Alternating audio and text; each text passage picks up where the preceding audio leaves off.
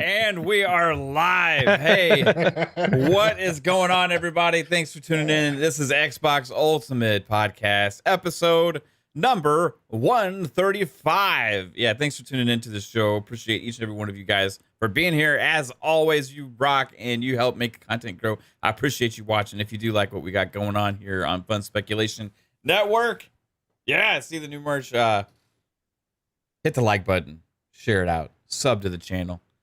You all rock, and appreciate you being here again. But we have a fun show for you today. It's been an interesting week, I will say, on social media regarding Xbox. It's been a fun time, especially this last 24 hours now. Since last night, there was a podcast that kind of spread some information out there that kind of took off, and I feel like things have gotten a little weird in Xbox land. This show is about putting perspective and putting things a little bit back into the balance of things about what's actually coming, what's in store, what do we know about Xbox and the future of the platform. But we're going to get into that and maybe some more showcase predictions as well for the show. But let's get into this awesome panel. Now, I mentioned this last week for anybody who tuned in. But he wasn't able to be here.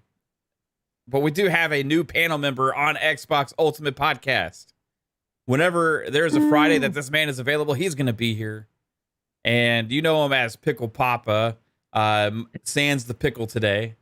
You know we can bring some pickle to it if we need to. Yeah, it's okay. It's up to you. How juicy do you want to be? AKA GamePassDad, Bob is in the house, and newest panel member, part of the Fun Speculation family. First off, thank you for agreeing to be a part of our family here and being on the show. And welcome to your first official show as part of this family. Oh, it's official now? Hell yeah. Thanks for having me. I appreciate it. Yeah. How you been, man? I'm doing good. Just staying busy, being a pickle, working on a new podcast project with some of my Twitch friends.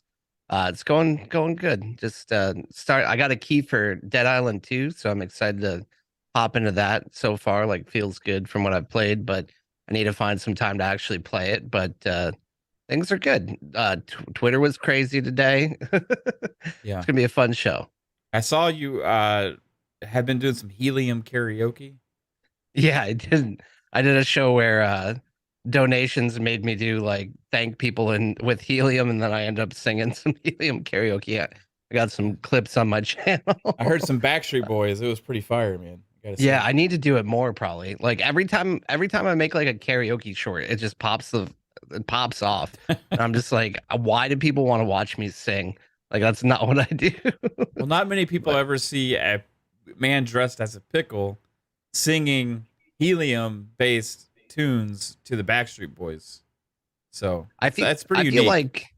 I feel like that first part of the sentence, like, not many people have seen a man dressed as a pickle do X, is basically my show in April's. Right on. And whenever I'm Pickle Papa. So it's a fun character. Yeah. Well, again, I appreciate you being here, man, and look forward to many shows ahead with you. For sure. Then we got Fuzzy Belvedere is back in the house again. What's up, Fuzz? How you doing? Doing pretty good. Glad to be here with you guys. Man, Twitter's just, I don't know, between, stuff being taken away and people just jumping out of windows, man, it's been a crazy week, but man, we got some good stuff to talk about today, so let's get it. Yeah, for sure. What about you, Psycho? You're back. You're back from North Carolina. We've been missing you, man. Yeah, thanks. It was a interesting fucking week, I tell you that much. I was being uncle and / handyman / dog tamer. Fucking shit. You should have a reality show. I feel like there's a reality show for each one of those categories. If you had your own reality show for all three of them, that'd be amazing. Dude, it was fucking insane. Because all right, we had a dog, and my brother just bought a dog, and they met once for maybe an hour when they were down there last time, and then they haven't seen each other since. And the moment they saw each other, they just start fucking attacking each other the whole weekend. Or I should say for the whole 2 weeks. I was like, yo, these dogs are nuts. So, but yeah. I didn't know Other you than had that skill set in you though. I just Being a dog tamer. Well, it was more like telling them to knock it the fuck off, and keeping one gated and the other one, in the other room. It was a shit show. I was went to my brother's man cave and was playing some what is it, Minecraft Legends with you guys on his C2 OLED. Yeah, you weren't playing Hi-Fi Rush? No, I already beat it, and it's a fantastic game. But yeah, we'll get into that later. How are you, Jasper? You doing good? Yo, I'm doing good. I've been playing Dead Island. I think I've almost beat the game. It's pretty short from the old ones, it seems like. It has a different flavor from the old Dead Islands also. Really? So, Smell any fingers or hands? No, it's there's no cars, so like the old one is really open, like an open map and stuff, and this one is like the maps are a lot smaller and contained, so it has a really different flavor from like the old Dead Islands. It like videos wise, it looks like the same game almost, Yeah, like mechanic wise and stuff, that's all updated, but I would say like world wise, it kind of feels like a step down in that direction, just because it's not as much freedom to it, but it's still fun. Can you still do what we did on that video, the smell by hand video? Is that still a thing? I mean, someone can jump up on a rail and look up, I guess. Right on. Kate really wants to play that game for some reason. Maybe we may dive in at some point. I don't know. Co-op, I will say co-op, you have to play like 45 minutes to an hour before you unlock co-op, so there's that. Yeah. I know y'all don't like doing that, but yeah, I like when you can just jump right in, you know what I mean? But it is what it is. Then we got the guy that I had a nice 3 hour and 45-minute show last night with we had a special guest. J-Rock was on our show with PM and the PM last night. And I feel like today's episode is gonna have a little bit different flavor though, Pong, with Xbox Ultimate, since some stuff happened last night during our show. It seemed like that kind of took the Twitterverse by storm. But how are you doing tonight, bro? I'm in a mood. So great to be here. First of all, great to have GamePassDad on the show permanently, and great to see him here, of course. Always love the flavor of a Pickle Papa showing up and adding to the show. And of course, to have Psycho back and Fuzzy joining us again. Great to see you, brothers, as always. Yeah, man, we had a great show last night. J-Rock was awesome. Just a lot of BSing. Just a lot of like J-Rock. Really good flow on the show. Yeah, it was when I said it's been 3 hours, and J-Rock was like, "What? It's been 3 hours." Whenever a guest says that, things are going good. It's like when we had Rand on, and Rand couldn't believe we blew through the first hour and a half, right? So it's always a good time when somebody like that comes on. But yeah, no, I knew what today was going to be like the minute I saw the clips of Grub. I posted one of the DMs and I said, "Oh boy." Because I knew what this was going to turn into, especially off the back of everything else that's happened. Yeah. And sure enough, again, my bar for humanity is so damn low. But I try to protect my energy. But when it spills over into my feed with how many people I have muted at this point, it's bad. And so today was just like one of those days where I wish I wasn't Mr. Positive, that I hadn't, that I was my old sarcastic self that liked to roll around in the mud, because there's a lot of people out there, a lot of shitheads who could probably use some pushback, because, man, it's disappointing. It's always disappointing when I see the community like this, and it goes on both sides, and they both add fuel to the fire. And it's sad, man. It's sad because, again, golden age of gaming is here.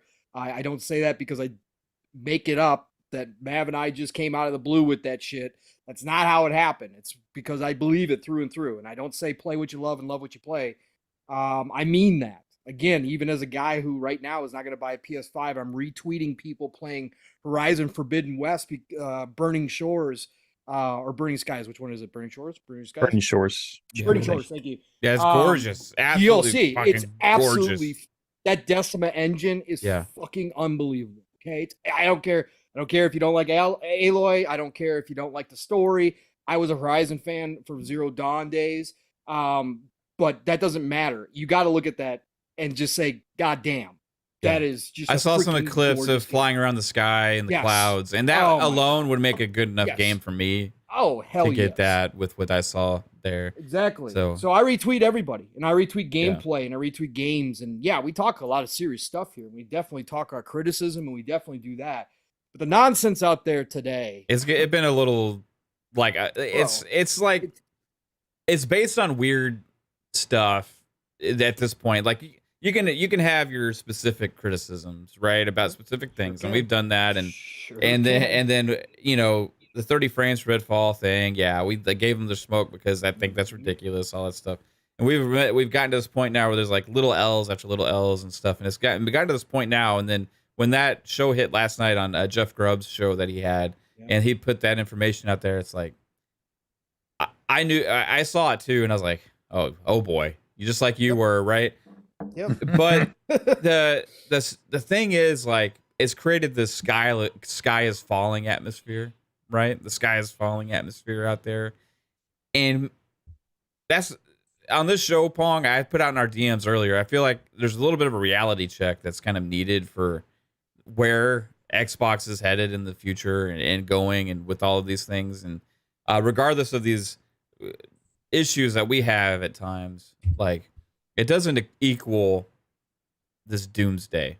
You Right. don't spend $70 billion and then shut down Xbox overnight. Like, That was going to be my point, Jasper. We shouldn't but- even have to have these damn Exactly. shows because anybody The sky who is has falling. common fucking sense knows a company's not going to shut down as they're investing $70 billion Well, that was- any division. It's just so stupid. And how many shows have we had for the past year and a half now explaining how many games are in the works? How much is coming? Yes, it sucks to wait. It sucks to have little things like Redfall Yeah. at 30 frames and not 60 frames. Yes, all that is bullshit, and we call it out as needed. But the point of fact is those games are being made. They're not imaginary. These devs are working. They're They have just not 23 clocking in studios. and then not doing Yeah. nothing. Right. This is all reality, folks. This is all reality. And that's my problem, is that everybody acts like it's not. And yes, there can be valid questions. We've talked about that as well, about some management styles and about whether or not they're too hands off. We can do all that. That's all fair. But my God, man, come on, people. Nobody's closing up shop. The circus has never gotten anything about Xbox right, ever, as much as they like to claim they do. And 3/4 of them are actors. Okay, they're all snakes. Go look at their shit. They admit it on Twitter today. Admit it. After being personal with somebody, then they come back with, it's just about the jokes. Console war ain't that serious, bro. I saw that multiple times today from those fucking snakes. Yep. They're actors. They're here for their ego trips. That's what they're here for. So the circus is never right. The clown show is never right about anything.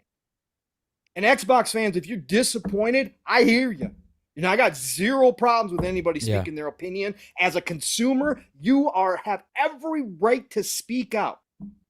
But if you're going to ignore what Phil has done since 2017 and try to even insinuate that somebody else would be better for the role right now in this period of time for Xbox, you've got to take a step back away from some of the emotions of disappointment and frustration and go back, rewatch the whole documentary on where Xbox was, and then take a look at where it's now and add $70 billion acquisition to that pending right now. And ask yourself honestly, who else? Like I said, there is one name I potentially could hear, and that's Peter Moore. Maybe. Yeah. Mhm. Love Peter. Maybe. He's great. But name me somebody else who would come in here and do it. And if you want a Jim Ryan in here or you want a Strauss Zelnick in here, take a look at what's done underneath them.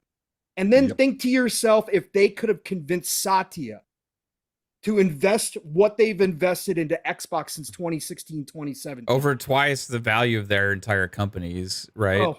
Bro, and think about what those businessmen do decision-wise. Why don't we have Grand Theft Auto 6 yet? I love Strauss. He's an intelligent freaking man.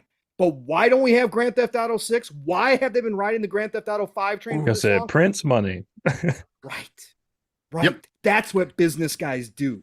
Why did Sony go to the third party, over the shoulder, narrative driven games and then rely on third parties so much?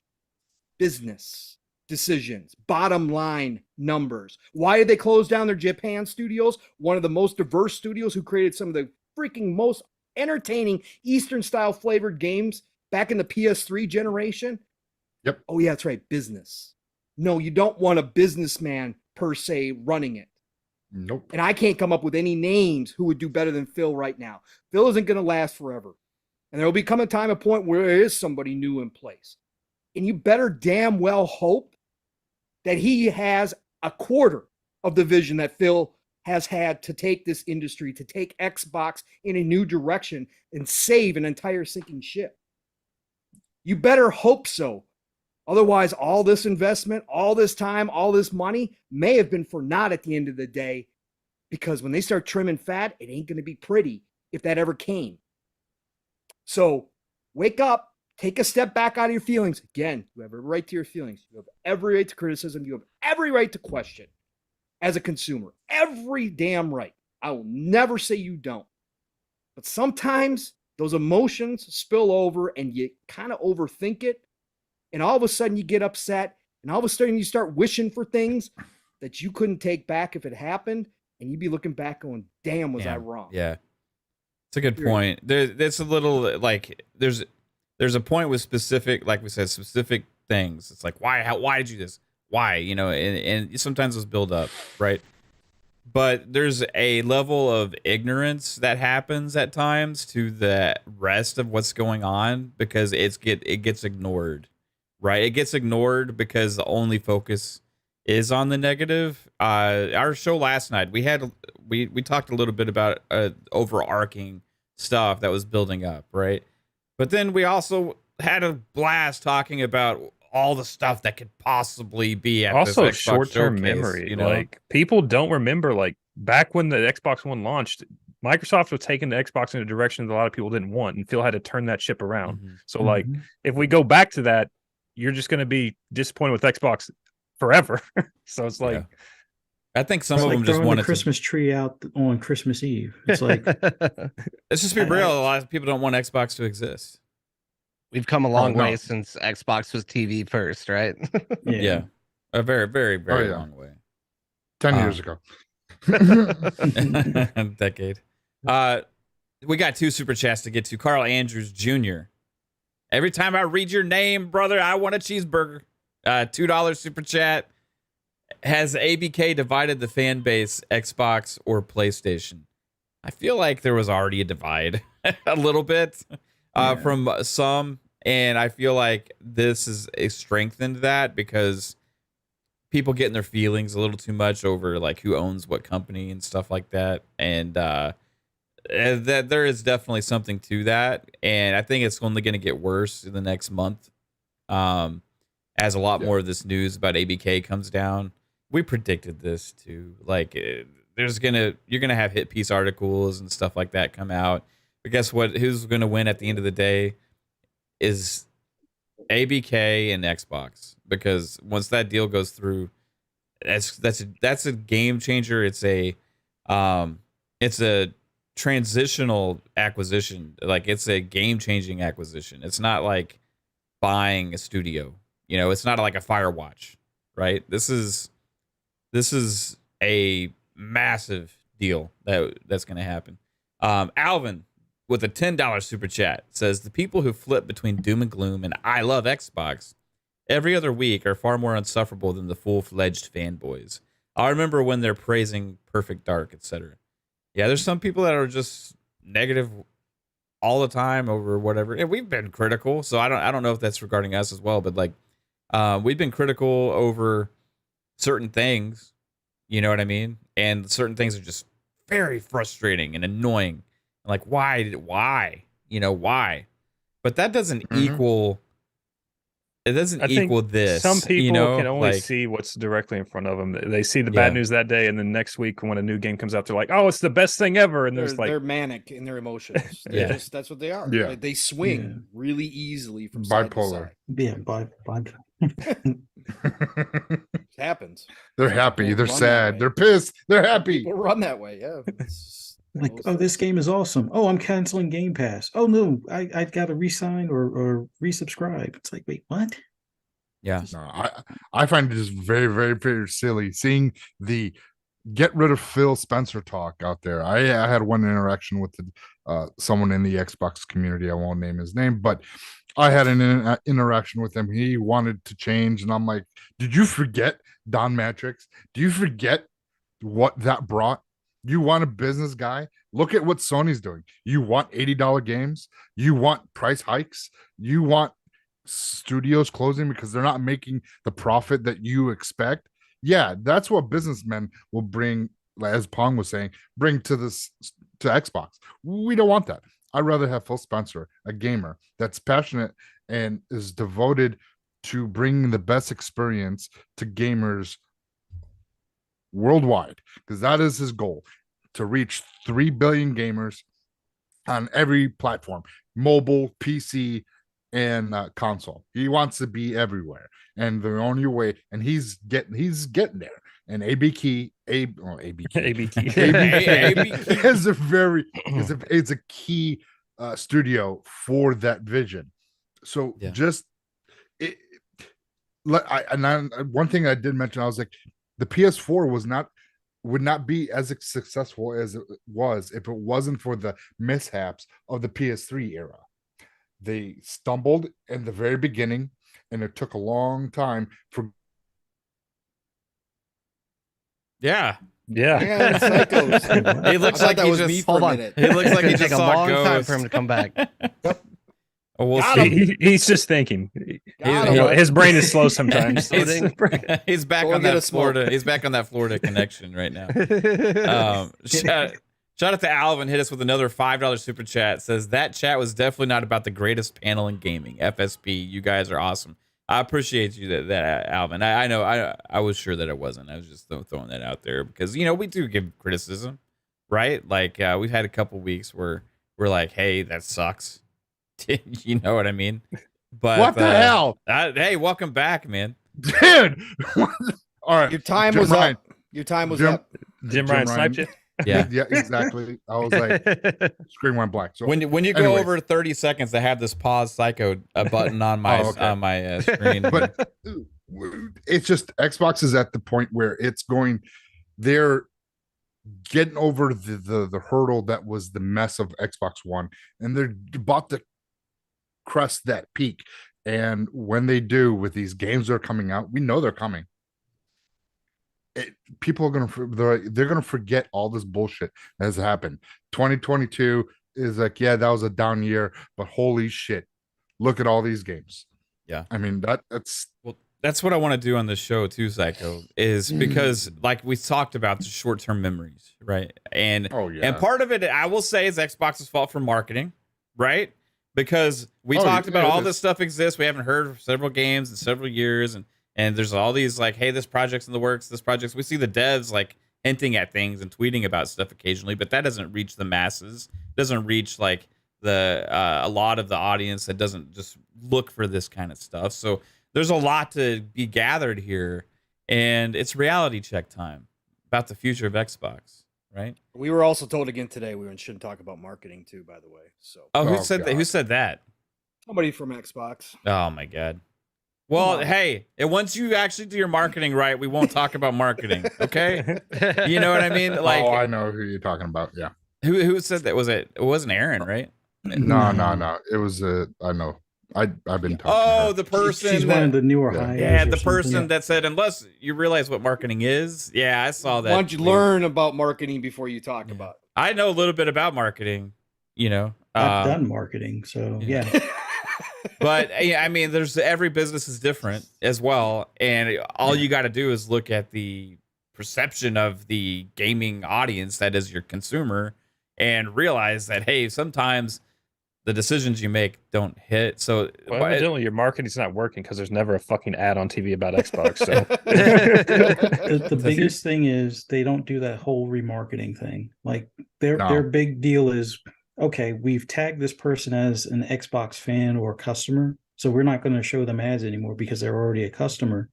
But there's sometimes you want just reassurance or updates on things that are coming out, because not everybody knew that, what do you call them? Minecraft Legends or whatever was coming out this past a couple of days ago. So it's like, why not? I don't know. Some marketing decisions are just kind of outdated, I think. But yeah, it's it is what it is. it's not like anybody's asking Xbox to go door to door, knocking on people's doors. Like, hey, you check out this Xbox. You want to buy this Xbox? It's the next greatest thing. There's definite things that need to be worked on there. I hate when like companies say you can't talk about this unless you know. We gave there was a Rocksteady developer that said that regarding the Gotham Knights 30 frame stuff as well. Yep. And it was like, come on, we're the consumers are the people that have a right to speak the most about things. Usually, you know what I mean? The people you're asking to buy your products, but. Some people don't like armchairing, and that's fine. You don't have to enjoy armchairing, but some of us do enjoy armchairing. Are we going to be right? No, that's why I always say I don't run billion, trillion-dollar companies. But at the same time, again, as a consumer, as somebody who's been around for a long time, as somebody who's been in business, as somebody who's had hands in marketing, as some of us have, et cetera, we have a general baseline knowledge. And I hate when people don't think that the average consumer can have a baseline knowledge that can understand some concepts of what is going on, and that they're so much better than us because they have a degree or they've worked in that field. And it's like, no, we're not always going to be right. Of course not. Most of the time we'll probably be wrong, but there will be times that we pick up on things. Again, we were talking about Microsoft having a direct style showcase long before most people ever brought it up.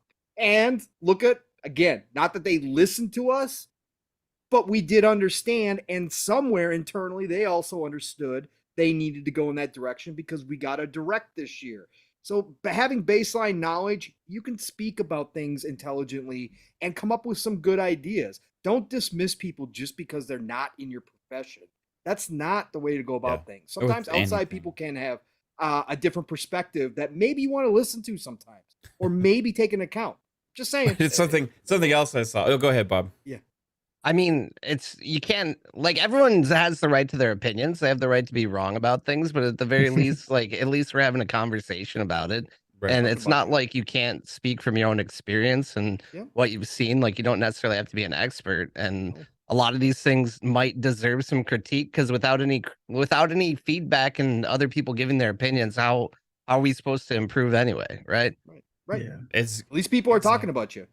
Yeah. Better than people not caring at all. Yeah, at least all these articles are coming out of the woodwork again, saying Microsoft and Xbox are dead in the water for gaming. Like, at least they're talking about it. Yeah. But well, as I've also seen on Twitter, It is good. they don't need to market because all of us Xbox podcasters do the marketing for them, right? So you know what? that's it. Sorry to cut you off, No, but you're it good. reminds me of, like, literally the reason why I decided to get into, like, focusing part of my content on Xbox is literally just sitting at work, reading all these articles that I could access at work from all these business websites where it's just like PlayStation positive, Xbox is the devil, like all these negative articles. And I'm like, I've been an Xbox gamer since I was like 12. Like, it's not that bad. Like, I can still play right. Call of Duty just like PlayStation can. You don't have to It's just play super first party. important franchise. Like, yeah. Like, it's still a capable machine. Like, the Xbox One era was not ideal. But at the same time, it's like, I don't want to sit here and like just feel all this negativity in the space necessarily either. And I feel like they do it because it does get clicks, And I mean, it's nice to be in an era when Xbox is coming back and being strong, and it's good because I can be excited about being an Xbox gamer again. And it seemed like things were getting positive, and now it's just one of those time frames. It's again. almost like when they had the direct earlier this year, like Xbox is at an all-time high. So it's like Xbox needs to constantly keep injecting people with drugs, be like, remember this, keep your high, keep your high. Yeah. like I said, though, like there's some out there like Xbox, they don't need to do any marketing because we'll do it for them here on an Xbox podcast, right? So it's time for us to do our jobs, everybody. We're gonna market the shit out of Xbox here because we're gonna tell everybody about everything that they got going on that Xbox won't, right? So anyway, like these for real though, this is not pandering. It's not anything. It's just us being excited for what's to come with the brand, right? And honestly, what's already here. I mean, I'm still enjoying the shit out of Game Pass every single day, right? Whether it's a big first-party game, or there's something like the show that came from PlayStation that's on there, or if it's something like Hi-Fi Rush came earlier this year, Age 2, or some of your other best random gaming memories aren't even made in first-party games. Some of them are made in other games that are just like AA or just random third-party shit. So like Xbox is a platform. It's not just a game. Yeah, it's an ecosystem. I've been having a blast this entire year, regardless of what's been here and what's not. And even last year, as bad as last year was for first party, I wasn't missing too much. I was still having a blast playing games the entire year last year. But that's why it's so awesome though with what's coming, because as good as it is already, like there's so much in the works, and we're gonna kind of go studio by studio here and talk about what's in store. And what may be happening and what's in the works and all these different things. Because once you put the whole perspective together and the bigger picture, it's insane. And it's more than anybody else is doing. That includes PlayStation, right? So you can say, well, this and that and this and that, you know what I mean? But they haven't delivered right now and stuff like that. I get that. And that's why we're critical at times. We don't have VR. Oh no! But Close up shop. It's done. It's ignorant not to include and think about what we know is happening, right? And that's what we've been talking about for 2 years here. You know what I mean? The stuff that's happening is real, regardless if we can play it today. There's a major investment going on with Microsoft into the gaming space, right? And guess who the benefactors of that are? Game Pass subscribers and Xbox gamers. What are you saying, Bob? Oh, I was going to say, hey, PlayStation is in a leadership position and they're taking the big risks making VR happen, and they deserve all the praise because they tried, even if it failed. It's fine. Nothing to see here. Attaboy spirit. There you go. Give the old college try. Yeah, we appreciate it. Thanks, thanks PlayStation. And I've given them praise even for investing in it, trying. You know what I mean? But like at the same time, I also said that I didn't think it was a good business decision. Yeah, it is cool, but it's not it. Obviously, the people have spoken. Don't worry, we're coming out with a handheld that you can't leave your house and play. So, well, the whole PlayStation deal is funny to me because as much as PlayStation people want to crap on Xbox, it's like at least Xbox has a showcase date actually announced. Yeah. When was the last I'm not talking about state of plays. When was the actual last showcase for PlayStation? The flute guy for Ghost of Tsushima back in 2016. Yeah. Oh, I know it. It was the where video that was game announced. Yeah, the Game Awards. Ghost of Tsushima got delayed 2 years in a row, but we won't talk. Was it a ukulele guy or the flute guy was at the Game Awards? Where was the ukulele? Yeah, flute guy was Game Awards. What was it? A violin guy? I can't remember. Still a good analogy. Yeah. Next time they'll have Jack Black on with like that saxophone thing, the toy saxophone thing. Saxaboom. And now we have Jack Black. All right. Anyway. And while you're distracted by Jack Black, we're gonna raise the price of PC games by $10. Oh man. In more countries. Let's go. But don't talk about that. We can't talk about Sony's shortcomings. Oh no. Yeah. Before we get into all these studios, one of the most ridiculous things for me to come out in this last 24 hours, and I missed a lot of it earlier today. I saw some because I was doing a chaperoning thing, and I was doing a chaperoning field trip, and there was 11-year-olds that I had to make sure didn't knock over $1 million paintings in a museum, and it was insane, right? But I kind of caught the gist of what was going on today, and I knew it was going to be a shitstorm after last night. But the most ridiculous thing to me about this all is it stems from this weird idea that like Hi-Fi Rush is supposed to be some kind of savior for Xbox or something like that. Like oh my god, this little independent style game that's like this like almost experimental, shadow launch type thing that got universal praise may have not made enough money potentially. And oh my god, holy shit, this whole model, everything they're doing is fucked because of Hi-Fi Rush. And it's like, what? Like, what? We didn't even know about that game before this year. And we're talking about, like, because that isn't maybe the most successful, huge money maker ever, that's doom and gloom for the brand and everything they have going forward. It was really interesting, too, because Aaron Greenberg quickly commented on it, saying that all the metrics and everything that they care about or whatever, like it met in spades. Now, he didn't go in to say it made as much money as they wanted to, regardless, whatever. But the fact that he actually said something that quickly in response to this is very un-Aaron Greenberg-like. So usually if there's negativity festering or whatever, they just kind of let it go, and then they hit us with some other kind of news, right? But this was like a direct response to that. That I found very, very interesting that he did comment on it to try and shut that narrative down as much as possible. But like this whole thing about Hi-Fi Rush and stuff. And if you want to add in, well, executives at Xbox aren't happy with the state of Xbox. Well, no shit. Like they didn't have a big first party game last year. Like, should they be? Are they celebrating? Like you said that in the DMs earlier, Bob. It's like not like they're like running out, like celebrating these little L's that they have. We got to cancel ice cream party this Friday because we can't fucking meet expectations. Yeah, it's not. You guys don't get pizza this quarter. Yeah, we celebrating these massive launches of 2022. Yeah, no, they've made apologies. They've had like 343 have apology after apology, all this stuff, right? And it's not like they're celebrating. Of course, they're not exactly happy with how things have gone the last year, especially. Right? I'd be more concerned if they get out there and they're just like, here at Xbox, like we're prepared to grow on this success. That was louder than I thought it was. So I turned it up. Hold on, let me try. Hold on, I'll try again. Here's the corporate pitch. Here at Xbox, we're so proud of everything we did last year. We've missed so many game launches, and Halo's completely broken. Please cheer for us. And also, we're raising prices. Let's go. Not what's happening, okay? Like they're admitting to things that need to be improved.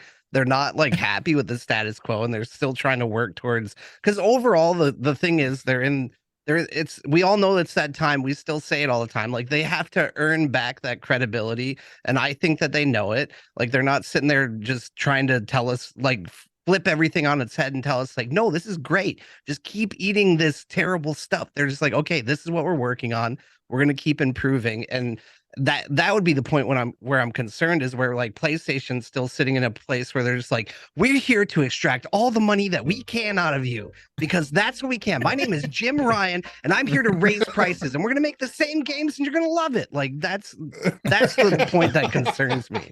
Like, so launching again I think for the fourth time, Last of Us Part 1. Because like even the 30 FPS thing on Redfall, like no one came out and said, oh, this is a good thing. They just they kind of got in front of it, and they maybe didn't acknowledge it the way that we wanted to, but no one told us like, hey, you got to deal with it. They're like, hey, we're going to work on it. It's not ideal, but it's not that concerning to me because I feel comfortable with where everything's going. Yeah, exactly. It's just spread out this like interesting whole thing. About like, well, expect a big corporate shake. Maybe there are executives that aren't there anymore. And will we be happy because of it? I don't know. It depends on who it is. You know what I mean? It's not like that doesn't happen all the time as well. And there's just interesting things here. Like, is there a lot to celebrate for 2022? No. Are they going to be celebrating like crazy once ABK closes? Yes. Right. And will they be celebrating when Starfield launches? Yes. And Forza Motorsport finally launches, all these different things. There's a lot of wins to be had. And if they've already had several already this year as well. And I think they would actually include Hi-Fi Rush in that category because they didn't expect anything really from that game. Or a Rhythm first party IP new game that just came out. It's like, it's exceeded expectations, guaranteed. They didn't. Like, what did they expect? Like, try and put it perspectives of anybody's expectations of Hi-Fi Rush, right? Like there was no level of expectations, period. This is not a Square Enix scenario. Was there ever any like public announcement of that game anytime before that? Even like no, we didn't see anything. It was a complete Nothing. surprise. Like someone in the Shadow drop. chat was asking, like, how do we know what Microsoft is doing? It's like, how does Jeff Grubb know that like Microsoft is disappointed in Hi-Fi Rush when like it's literally one of the most acclaimed games of the year? Like I think that they'd be pretty happy with it. And Aaron Greenberg made that pretty clear today with coming out and saying it, you know? yeah, and who maybe just one person had a different thought or something, and they shared that with Grubb. But like, who knows? Yeah, It could have been somebody. Well, man, it would have been nice if that made more money, you know. Like Play that what does telephone that game mean? too. It's like, Yeah, he hears that and he's like, oh, it's fucking the worst game ever. Microsoft's closing down. So it's like, you know, it's like, and I have a lot of respect for Grubb, right? So this is not like an attack 100%. on him, Yeah. but it's just like sometimes it's best not to say anything. I was because just unless a you're little like, bit surprised by it, you know, like because he doesn't Yeah. really do stuff like well, that very often. he but- retracted. He was like, maybe I shouldn't have used the word needed, right. Because what did Xbox need Hi-Fi Rush to sell more? I could definitely see like maybe someone being disappointed that it didn't get like the full treatment of like a release to where like it gets Yeah. the marketing backing and the potential to sell more. But at the same time, it's like the whole thing, Game Pass itself is a marketing platform for games. And there's no way as many people would have played it or heard about it, like at least the way it was released and marketed. Then could you get it they in front of also more people with saved marketing? probably millions of dollars not putting ads on TV for that Yeah, game. like Yeah. I don't know if there's a better way to go about it. Well, when that game released out of nowhere, it just instantly became, within the community that I saw, was a success. Mhm. And the fact that they didn't market this game, and it to me it seemed like gamers liked it a lot. But if they did put it out there, then you could have got that negative. Yep. There we go again. Oh, I hit the pause psycho button again. My bad, psycho. Oh no. Yeah, no. It's interesting. You know, it tells you also like news has come out about them growing Tango GameWorks. Yeah. You know, like 150 more developers or something like that. Like, here's the thing. Why would they do that for a studio that can't make a decent game? No, and put it man, out, it's you so know? crazy. You know, really. No, psycho. but you know, Forspoken didn't flop, even though Hi-Fi Rush outperformed Forspoken on Steam. That was the funniest part. It was a lower costing game or lower retail price, and it was selling better than Forspoken was on Steam. Yeah. Yeah. Are you still connected to the I- Colorado to the North Carolina Bro, Wi-Fi network? I don't know what is going on. I am. This is weird. 2 times I got sniped. So See if the Jim Ryan van is outside your house. Oh no. there is a Sony van across the street. So Well, that's Florida, so I'd be questionable what that van is, but you know. this is true. So No coca. let's get in. Well, first off, let me get to the sponsor here. Manscaped.com sponsor of the show. Appreciate it, Manscaped for sponsoring the show. Hut, everybody. The NFL draft is here, and the most exciting prospect is the prospect of being perfectly groomed, head to toe, with our friends at Manscaped. Manscaped has long had elite downfield play with their Lawnmower 4.0, but in 2023, they have the rookie sensation Beard Hedger to ensure the face of your franchise is a pretty one. This 1-2 punch of men's grooming is the best acquisition for any at-home GM. So go to manscaped.com and save some salary cap with our code FUNSPECULATION for 20% off plus free shipping. Again, that's 20% off plus free shipping with the code FUNSPECULATION at manscaped.com. Go from Mr. Relevant to a first-round pick with Manscaped. All right, thanks to our sponsor again, manscaped.com. Everybody go get your nuts and face smooth at Manscaped. Yeah. Great deals there, everybody. But yeah, let's get into some studios talk. Speculation, hype, I don't know. Yeah. Let's get into some talk about what we know is happening at Xbox. Why would we be excited for this brand that can't seem to get anything right? What is still in store for us? What has everybody forgotten about? What is short-term memory issues not including in all these doomsday scenarios? So let's take a look at this about the future of Xbox, the future of Game Pass, the future of this entire ecosystem, and what do we have in store? We'll start with World's Edge, because we're gonna go studio by studio here, guys. World's Edge, we know they are doing Age of Empires 4 later this year on console. They've already had Age of Empires 2, a definitive edition, hit on console this year. There's also more content hitting for that game. I think this month, maybe it already hit. This May. Yes. in May. Okay. I think it's May. And man, that's like a really old game getting new content, especially for console. But hey, I'm taking it because Age 2 on console this year, one of my favorite things I've DLC played. after 23 years. Let's go. Right, I'll take it. Plus, with Age 4 is hitting console, and there's also some other project they have in the works with another Age of Mythology, they're probably helping on that. They also have an Age mobile game, so I mean that's not for everyone, but it's still a game. It's output, right? I mean, from studio, Quality. It adds variety to the ecosystem. Quality too. It is very high Like quality. pure and simple. Age of Empires 2 Definitive Edition was rated at what, an 88? Yeah. Something like that. It doesn't count because it's not a third-person action adventure over the shoulder. Right. Doesn't It count doesn't- because it it came out doesn't- 20 years ago. Yeah, no.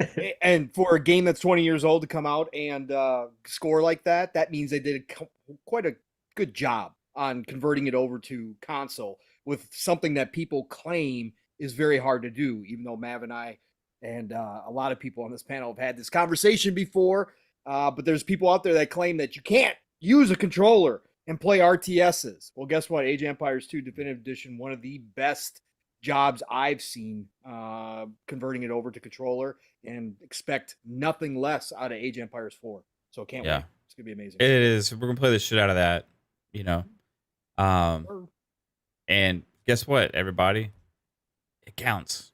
Just saying. You know what I mean? I don't think it's like a big needle mover as far as the masses go, but I don't care. It's just that I want to play as a Game Pass subscriber. And it's new for people that may not have get to play the game 20 years ago. Maybe they weren't born, or maybe they just never played RTS because it wasn't on console. So like, or somebody who does convert from PlayStation 5 or adds a secondary console and says, "Oh, I've never had a chance to play RTSs on console before, except for way back in the PlayStation 2 days. Now I got RTSs again over on Xbox. This is freaking fantastic." And for me, this It's awesome. genre and these games are a big win over PlayStation. If you're doing apples to apples in comparison of ecosystems, right? For the JRPGs that PlayStation doesn't get, or with this or that or whatever, Xbox got a lot more of these kind of games, right? And not only that, but these are the S tier of these kind of games here as well, right? So, like, if you like strategy games, for me, there's no better platform if you're a console owner, and you get them in Game Pass, right? So that's another win. What are you saying, Fuzz? No, I was going to say it's funny. Microsoft waits, 20 years to make a definitive edition, as opposed to the other guys that try to turn something out every 10 years, so, or even sooner. So yeah, good on Microsoft. Scott, the gamer dude, asked, "How much did the panel and chat like Halo Wars?" Oh, buddy. Yeah. Loved it. I've posted my stats, so I've got nearly 300 wins in multiplayer. So I was playing a lot of Halo Wars, let me tell you. I'm not gonna lie, I did like the first one much better than the second one, but I still enjoyed the second one. So, I love the shit. I played a good bit of the second one. I didn't play much of the first. Both of them. I played a lot of the first one too, but the second one is where I got heavy into PvP multiplayer, which I normally don't do. I just like to play against AI, but Halo Wars 2, I've invested a lot into that game, and I'm waiting for Halo Wars 3. And like we talked about last night, one of the greatest stories to come to the Halo franchise came from an RTS. Highly underrated campaigns in those games. Correct. Yes. Really fucking done well. Loved them. Fucking loved them. And those... Go ahead, Psycho. I was going to say, the only DLC I did not play yet was Halo Wars 2, was with Atriox. Oh, you gotta play that, man. Oh, So that's good. the I know. best DLC they did. I know. forever. I was waiting I was waiting for Halo Infinite to launch, so it's fresh in my mind, because there are a lot of rumors and theories are going out there that was kind of where Infinite was going to go. It could have very well went that route story wise, but it didn't, unfortunately. But that's why I held off. I know like some of the plot of the DLC, but I still have to play it. Like if you're a longtime Halo fan, like, and you only play Halo Wars for one thing, I would say play that DLC over anything, because like it ties in with Halo 2 stuff, and it's just so fucking good. Well, and that DLC leads up to Infinite. Also, Yeah. like it's just that DLC was fucking special. Somebody needs to make an Atriox origin story now that Halo is free. An Atriox origin story would be freaking phenomenal. Again, that's expand the Halo universe into more things and do different stuff. Did you ever get into Halo Wars or any of these RTS games, Bob? I haven't really gotten super into them. I think Halo Wars was one that I've played the most compared to, like, I've played some Age of Empires and like Civilization games, but I am trash at RTS, to be honest with you. So, but what I did is like the cutscenes and everything for those games are so well done that I've gone through and I've watched like the entire cutscenes for the first one. I need to do it for both, but like I literally watched it like it was a movie, and like some of the most beautiful like cinematics in gaming I've seen, like, period, to be honest. Like it's super well done and looks absolutely beautiful. So I feel like they did a great job. Yeah. Sure. I'll show you the ways for economics and teach me the ways. I'm trash. I'm just gonna say, no matter how bad you think you are, GamePassDad, you will do better than having a 12 military score. Okay. Yeah. Well, that's I'm all on I got PC to now, say. so I'm cheating. Let's go. Economy, I am great. Military strength, I am not that good. He just makes money and puts it in the bank or something in that game. I don't really know what he does. I build my little bit of army and they get destroyed, so I do a rush and I get it. So what happens is I have to start some like economic policy to take in the homeless at my base. Yeah, I take in the people to be that are... fair to Psycho, we did stop him from building a wonder that one night because he had enough to build a wonder. Yeah. We stopped him, and the AI wound up building the wonder. Exactly. We could have won. God damn it. That is true. That did happen. It's fun to do things out of spite. Next up is the Coalition, right? Ooh. One of the best studios out there, most talented Unreal Engine studios as well, right? They've helped on other studios projects as well as making their own, obviously, and they are now balls to the wall on Gears 6 supposedly. So lot to look forward to regarding Gears. We don't have any fucking clue when this is going to happen. I think they're taking their time with this one and making it bigger than the last couple games and making something special out of this one. Being an Unreal Engine 5 and all that kind of stuff, right? So that Gears is a huge franchise, regardless of what anybody really likes to say out of it. Oh, we're all sick of Halo, Gears, Forza, or whatever. It's a very popular game, and also internationally as well. Other parts of the world is extremely popular. And this franchise is, I feel like, going to still have legs for a very, very long time. And Coalition, this generation launch, maybe potentially one of the biggest Gears games ever with Gears 6. And hopefully there's a Gears collection coming as well. Crossing my fingers on that. They could be setting a bar graphically too with Unreal Engine 5. So yeah, that'll be a showpiece game when it comes out. Yes. And showpiece games are needle movers, right? 100%. So, yeah, Gears 6 is going to be a big deal whenever it's launched. It's time now. We said they needed to have a little bit of a break, and I feel like they've had that now, right? Because from time to announcement and release, usually Gears is like a year, right? So, I think we're still 4 or 5 years out from it, to be honest. I do know. We've heard that the Coalition was working on 2 smaller projects prior to Gear 6, and they could have got to a certain point, and then management, of course, stepped in and was like, you know what, let's try. I knew it. Yes. Yes, every time. I knew it. Every time he actually sounds like he has something smart to say right before it gets to it. You Dude, know, they're watching and they're censoring. I gotta say, Psycho. This is doing such a great job on the show today as well. The and I feel guardian like angels are with He's us. like, I didn't do drugs before I came on tonight. It's new me. I'm sober tonight. Oh, good God. Poor Psycho. I know, man. Every single time it's his time to talk. I think he just needs to leave the camera off. Maybe it's draining his resources. It's on his data. PC. It's data. Yeah. Too much data. Yeah. I think you need to just leave your I camera think I off, know Psycho. too much. I Yeah. think I know too much. And they're trying to stop You're me too from close. talking. But I think they held the projects off to the side, and they're going to wait till they finish Gear 6 to restart those two projects. And we'll probably get them. Maybe they'll work on them when certain people are done with whatever they're doing. So slowly they can work up and they can release it at a different point. Like maybe later, before Gear 6 releases, they can get this one project out, and something like that. Because there was a lot of smoke around those games to just quit working on them altogether. So Or Microsoft just said Gears 6 first, finish the Yeah. trilogy, and then you guys can go back to it and start something new, right? Maybe They could they very got to well. a point where they really liked what they were working on and was like, Could this is very going to be well. much bigger.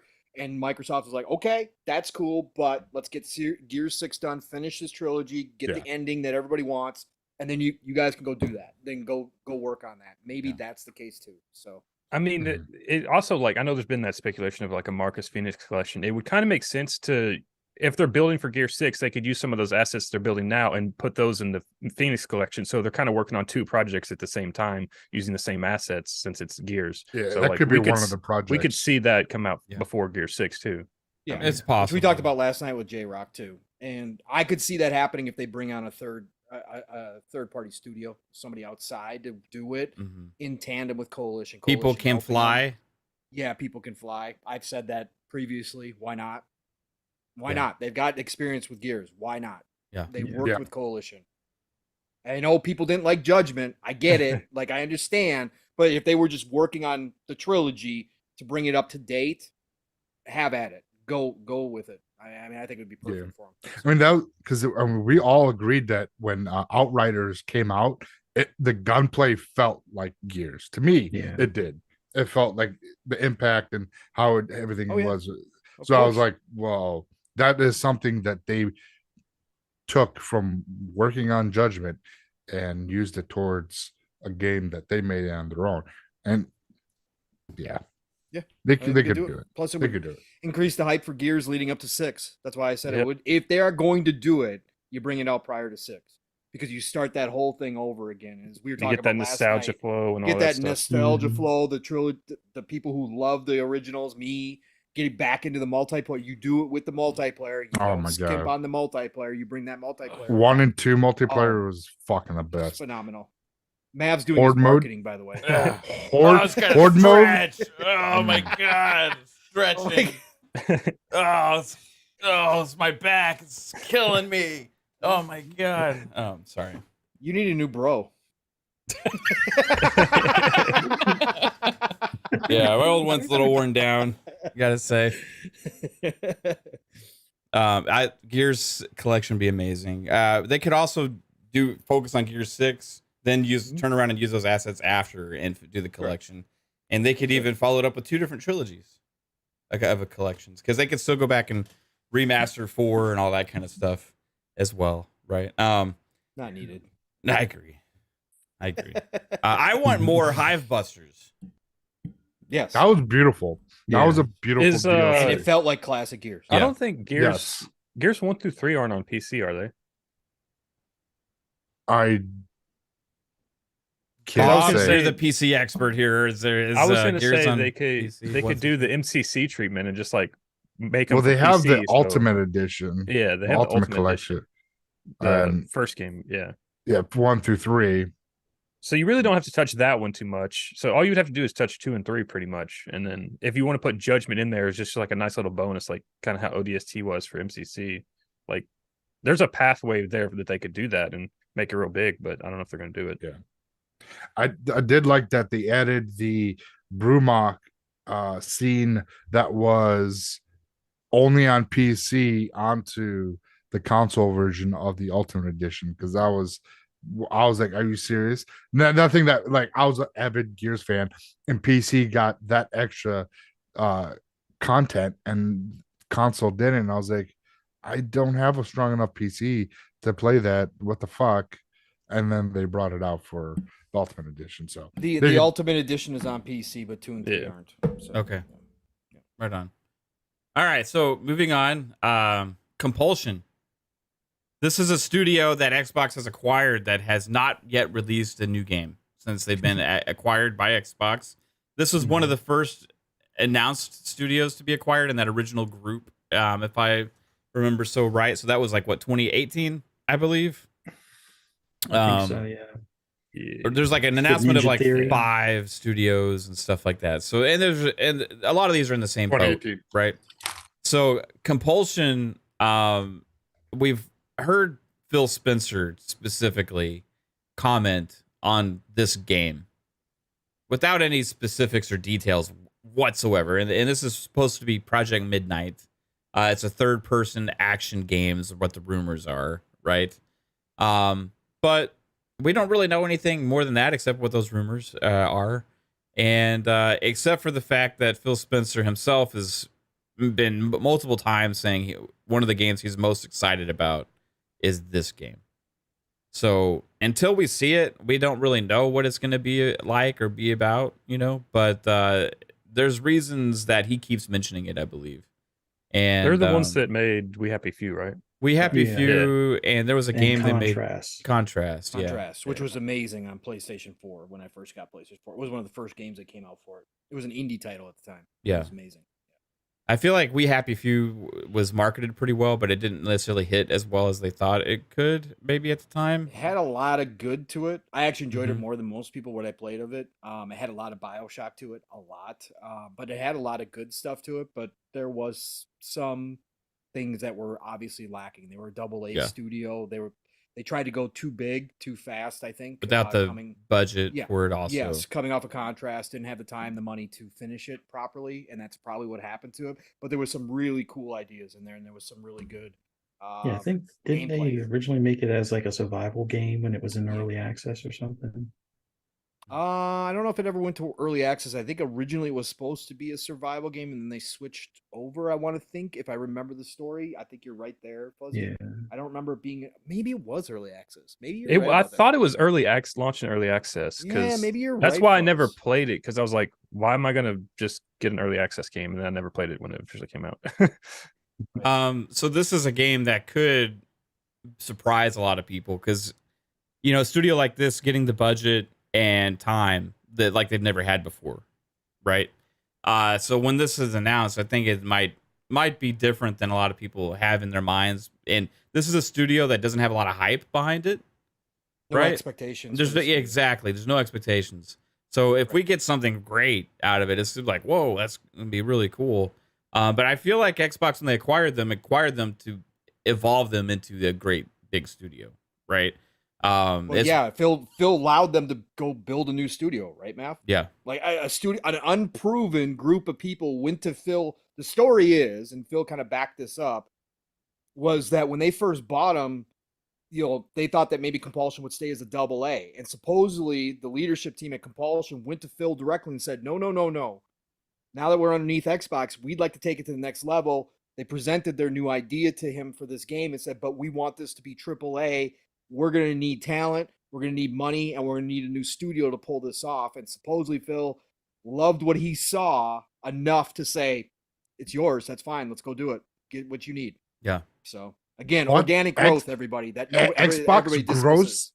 Correct. Every studio they purchase, that's amazing. Isn't it, Psycho? Oh my God, what? Doesn't count. Yep, nope. You guys, it's a third-party action game or third-person action game. The only type of game that matters on consoles. This is important, okay? Don't forget you the need bow to and make arrow. this happen. Yeah. Dark fantasy too. So yeah, it's dark fantasy, and it's making my fantasy come true to have third-person action. Yeah. Single-player game. That's With the companion and the bow and arrow. Yeah. I'm gonna marry this game. You're gonna play as a new character. His name is Kratos. Then we got this studio that just puts out nothing but well-received games. They have great pipelines where they get games out relatively quickly, and they have a lot of variety, and they have a long storied history with Xbox as well, and that's Double Fine. Yeah. Schaefer. Tim Schafer, one of the goats, I'll say. Jack Black of Personality Devs. wise, he's amazing. Love that guy. But also, like, look at what they've done before. They had all these adventure games. They had games like Brutal Legend. They have Psychonauts. You know, Psychonauts 2 was their first game that they're able to drop as an acquired studio under Xbox, which they got more time for, right? Put out a better game because of it. They've actually gone out and said this. Tim Schafer's been one of the biggest praisers of the acquisition since they've been acquired, saying how good it was for that game. And that they've pitched multiple projects now to Xbox, and they're one of those studios that they have all these different crazy ideas and all these different things. And we talk about this a lot when we talk about creative led studios, and there is no more creative led studio than a Double Fine, right? Because of the creativity out of there it's all original. It's so original stuff. And guess what? You want to say organic, right? Go back and look at Xbox Live Arcade back in the 360 days and see how many Double Fine games launched in there. Another one just hit back in Game Pass now with Iron Brigade, which is a little gem that I highly recommend anybody trying out. But yeah, this is a big deal, I think, with whatever they have coming down the pipeline. Yeah, we don't know what it is yet, but we know they are working on something, and they're excited about it. Multiple games. Didn't they say two projects? Like Projects right one is going to have Jack Black in it, but we don't know if it's Brutal Legend. I'm hoping it's Two, Brutal or Legends whatever. too. Well, wasn't he also in Psychonauts? He sang the song. He sang a song and stuff. No, he sung. Yeah. But he was pretty much the main character of. Yeah, Brutal I was Legend. just saying, but like Double Fine, like, you know, they like to call him in every fucking time. So Who published Brutal Legend 2? No, with the I'm not first one. sure. Yeah, but I wonder if Double Fine still occupies the rights to it or not. If They do, because they've talked about going back to it. Okay. They've talked about going back to that and Full Throttle. God, Brutal Lots of Legend was guys for Full so Throttle. good, man. Yeah, it was. It's published by E EA. Published by EA. But I think Well, they I think they have the IP rights. Okay. Anything involving Jack Black is a win for me. Like, that guy's gold, man. You put him in something, it just takes off. Bowser. Yeah, exactly. I can't go anywhere without hearing peaches, peaches, peaches, peaches, Peach, peaches, peach, peaches, peaches. peaches, peaches, peaches, peaches. Dude, that's all these. My niece, we took them to see that movie, and they just can't shut up about that song. It's on And TikTok all over the place. My daughter's like Dude, I didn't even know this was a thing until like 2 days ago, and then someone said it's like the Mario song is like #1 on the Billboard. It's like the new Yeah. Let It What the fuck is this? It's like the new Let It Go. Yeah. Oh, Yeah. But it's just no. Peaches. That's it. That's all he says. Peaches. Peaches. Well, he says more in the song. You know, I know, but I'm not trying to spoil it for people. Come on. yeah. Mario, Luigi, and Donkey Kong 2. All right, sorry. Anyway, it's fantastic job, Jack. Just keep it up. But yeah, Brutal Legend 2 would be amazing. I think they said they're working on a smaller project, didn't they? First. Yeah. I don't know, man. I never know with Double Fine. I just know whatever they But make is going to I be thought they original said and good. after, like, shortly after Psychonauts 2 came out, I thought he came out and said we're going to make a smaller project first, and then we'll start on something big. So I wouldn't mind if they went back to the style of games they made back in the Xbox Live Arcade games, where they had all these different creative leads on different projects that was like their little dream games and stuff like that. Because we got a lot of good stuff, man. They even had a good Kinect game. They were one of the few studios that had a good Kinect game. I forget the name of it, but it was like this theater type situation. They had was it them that did stacking? yeah, stackings. They did or whatever it's called. stacking. They did Iron Brigade. They had Costume Quest and Costume Quest 2. Broken Age. Yeah. Then they had the Grim Fandango and Full Throttle redos. There's just so much production, right? I have little gems all over the place, you know. So I wouldn't mind that, but then you get it's the game like Psychonauts 2, and you talk about hey quality, right? What did that game get on Meta? Was it close to a 9? I think 89. it's close to a 90. You know, Yeah. very Looks well good. received. One of the best platformers in a long time.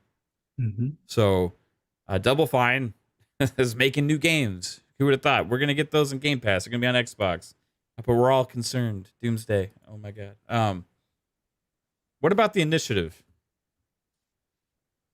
So there. Well, Interesting thing about initiative, and this is where the Xbox marketing has issues, right? For me. But what we know is Perfect Dark, help from Crystal Dynamics. That's a big win for me, in my opinion. Quadruple A. Quadruple A. and then but there's supposed to be potentially a multi-game studio as well. yes.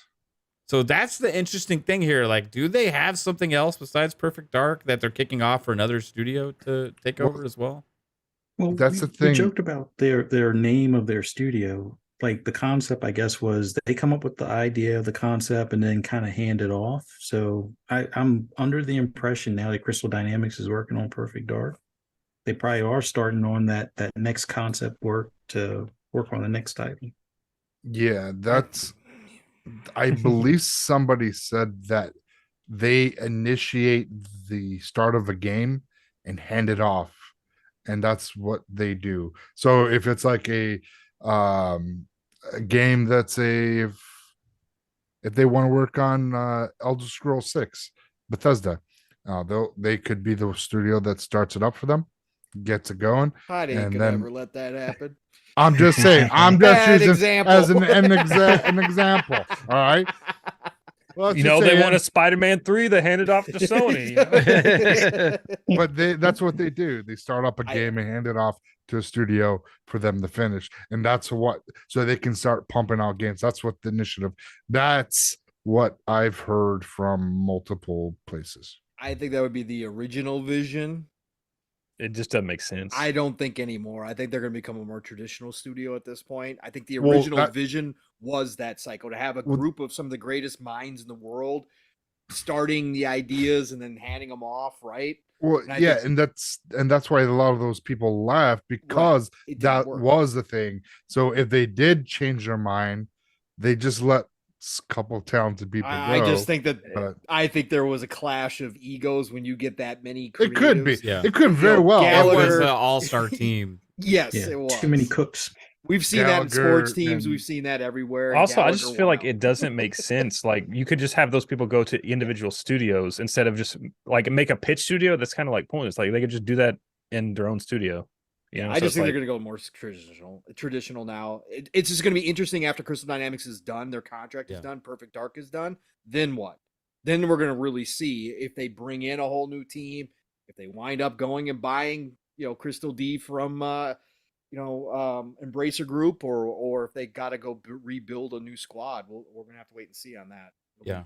That's what I'm curious about. So So interesting. exciting. Other note about Perfect Dark, right? I don't remember if you remember this, Bob, but after they revealed it at the Game Awards, that trailer, there was like some info that came out about it, and they were talking about it's going to be different and it's going to have this like revolutionary like body cam type camera style, first person, and everybody's like, "Whoa, it's first person? Okay, well, whatever." And that was the big story, is the whole first person versus third person at the time. But now we've seen this other game like kind of take off on Twitter, this body camera style shooter that is made by unrecorded. That's made by it's a solo. I don't know if it's a small team or solo dev or whatever, but it looks insane, like too realistic to be too good to be true. I've Right, seen a but- lot of caused people. controversy. Yeah, a lot Yeah. of people were complaining that it's too real. Yeah, he put out proof though that it is even a real thing by showing it off in the editor as well, right? But the interesting There's also thing, another one I shared shortly after that. Yeah, There's horror a guy game. making a paranormal one where you like hunt ghosts and shit. So What engine was Perfect Dark again? that's what I don't. I was going to ask you guys that if y'all remember. Okay. Do you all remember? Anybody? I think it Psycho? was supposed to be The- Unreal the 5. original one or No. right new now. one. No, Oh, okay. This one. What's the? What'd you say, Fuzzy? You think it's Unreal 5? I think it is supposed to be Unreal 5. Okay. Google says Unreal 4. Okay. They would probably would have imagine. moved it over to 5 Yeah, at this right. point. I would Yeah. think they don't. Hopefully, it doesn't have untethered co-op. But I still feel like there's a lot of reason to be excited for Perfect Dark. I feel like Yeah. the only issues is we haven't heard about it in 3 years, right? And this is where the thing is, like, you lose hype, and there's a lot of these little L's that happen, and controlling the narrative situation. We've talked about this, right? If we had seen more Perfect Dark by this point, or had more trailers or anything, even more information, there would be a lot more to talk about with it, right? But here we're just left sitting here guessing. But then you kinda. end up with Ubisoft situations where it's like, is this shit ever going to come out? Like, if they know it's like 7 years out, then they're like, if we keep showing, people are just going to be asking every year, is it coming out? Is it coming out? It's like, no. We've had this discussion, Jasper. We're not going back to it, damn it. You're wrong. We're right. They need to give us more transparency. Give us a screenshot of what Joanna Dark's actually going to look like in game. I think Yeah, we see more of it concepts, this even. showcase. What, Fuzz? Yeah. Yeah, I think this showcase is where it gets, you know, think so? actual gameplay unveiled type of thing, more than just some CGI stuff. I think we see some actual gameplay or a vertical slice of in-engine stuff. So it's about that time at this point. I just blocked that guy, Chad. So there's one comment too far. You beat me to me. You beat it. That was Beat one. me to- I was giving him the benefit of the doubt. Then that was one chat message too far. You know, when you start hurling insults out there, it's like it's another thing. yeah, no. So Anyways. I don't know what I want Perfect Dark to be. I just want it to be good, right? And I want to see more of it. I'm excited about it. But regardless, the initiative is a very intriguing, interesting studio for me.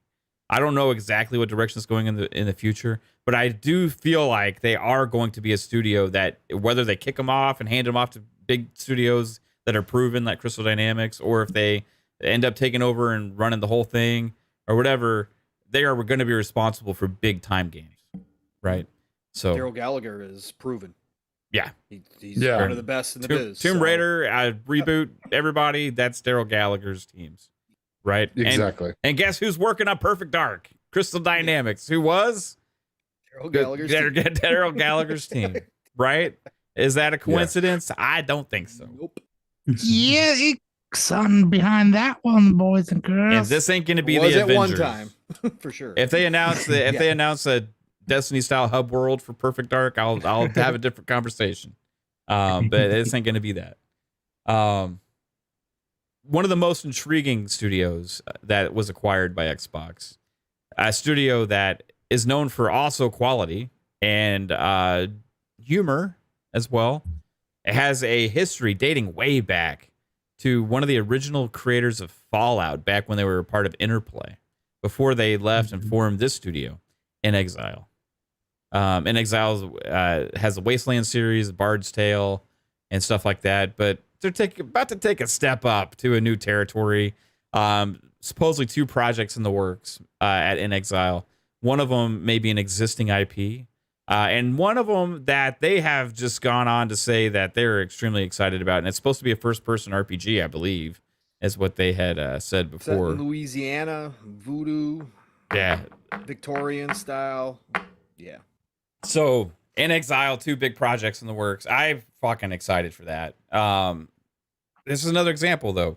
The stuff that it exists, but there's nothing to be seen about it. Or so, in the minds of the narratives out there and all these kind of things, it doesn't count, right? My thing is this does count. Mhm.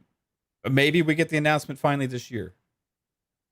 In Exile, again, how many have we already? We only went through it, there, guys. Like This 5 is studios. I know it's insane, and I'm already so fucking hyped for the future of Xbox just now with these 5. So we'll speed it up a little bit. In Exile, anybody here excited for what they got in store? I really like that especially considering studio. didn't they have all the teams at the meeting and they said something about their jaws dropped after the unveiling or something like that for their project. Yes, Yes. sir. Brian Fargo, another veteran, been Oh my around for God. decades. Dude's amazing. Built an amazing team within Exile. Almost out of the business. Saved it with Wasteland. And here we are now, happy to be underneath Xbox. Doesn't have to worry about the financial pressures. Now his team is moving from a AA studio in Wasteland, obviously going to a whole new type of genre, moving to AAA, another team that has been built up, given whatever they needed by Xbox organically. That's what excites me, because I don't really like the Wasteland genre too much. I love the Wasteland genre, but what I've been saying nonstop is everybody forgets about In Exile, but like I said, when you put their writing, their world building, their character development, their lore, again, as Mav already said, Interplay, they're the ones who, a lot of that team is the ones who created Fallout in the first place and Wasteland. Now they're making a AAA game. We've got Bethesda, we've got Obsidian. If this game that they're making, their new big one, their AAA one, hits, all of a sudden you're going to be talking about another studio right next to Bethesda and Obsidian when it comes to Western RPG style games and their writing and character building. Everybody's going to be going, oh, I never played a Wasteland game before. They're this good? Yeah, they're this damn good. Yes. Wasteland 3 is phenomenal. Potential. It's insane potential. Yeah. Oh my God. Yeah, so I think like this one, In Exile's game is the steampunk first-person shooter RPG, and I think Compulsion's game is the Louisiana style game. Yeah. No, Project Nightmare is supposed to be in the Bayou or something like that. Yeah, Project Cobalt is the In Exile one, so it's easy to get those two mixed up. Never mind. Okay, all right, my bad. Yep. No, you're right. But even the Encyclopedia of Gaming, dating back to the very first game ever. I always get shit wrong, but I swore I had those two right. But sometimes the pages get old and you can't read them as good anymore. Yeah, they get stuck. They crack too. They get stuck together when he gets to the certain sections. You were saying something about In Exile, Bob, as well. Oh, I like that studio. Like they have a good history and a lot of strong games I've spent time with. Like I haven't gotten to play like Wasteland 3 that much, but they definitely are a strong studio. So they got a lot of. I'd be excited to see more new IP out of them. Yeah, I wonder if the existing IP they could be working on is Fallout or Shadowrun. Or Shadowrun, as that's what ACG said, right? He thinks his bet would be on that. Fallout. So yeah, I still want another first person or another shooter Shadowrun like the one on 360. That was one of my favorite games. Yeah, they could. It's probably never gonna happen. Like the first two Fallouts and bring them up to date, maybe. Yes. Yeah, because that's what.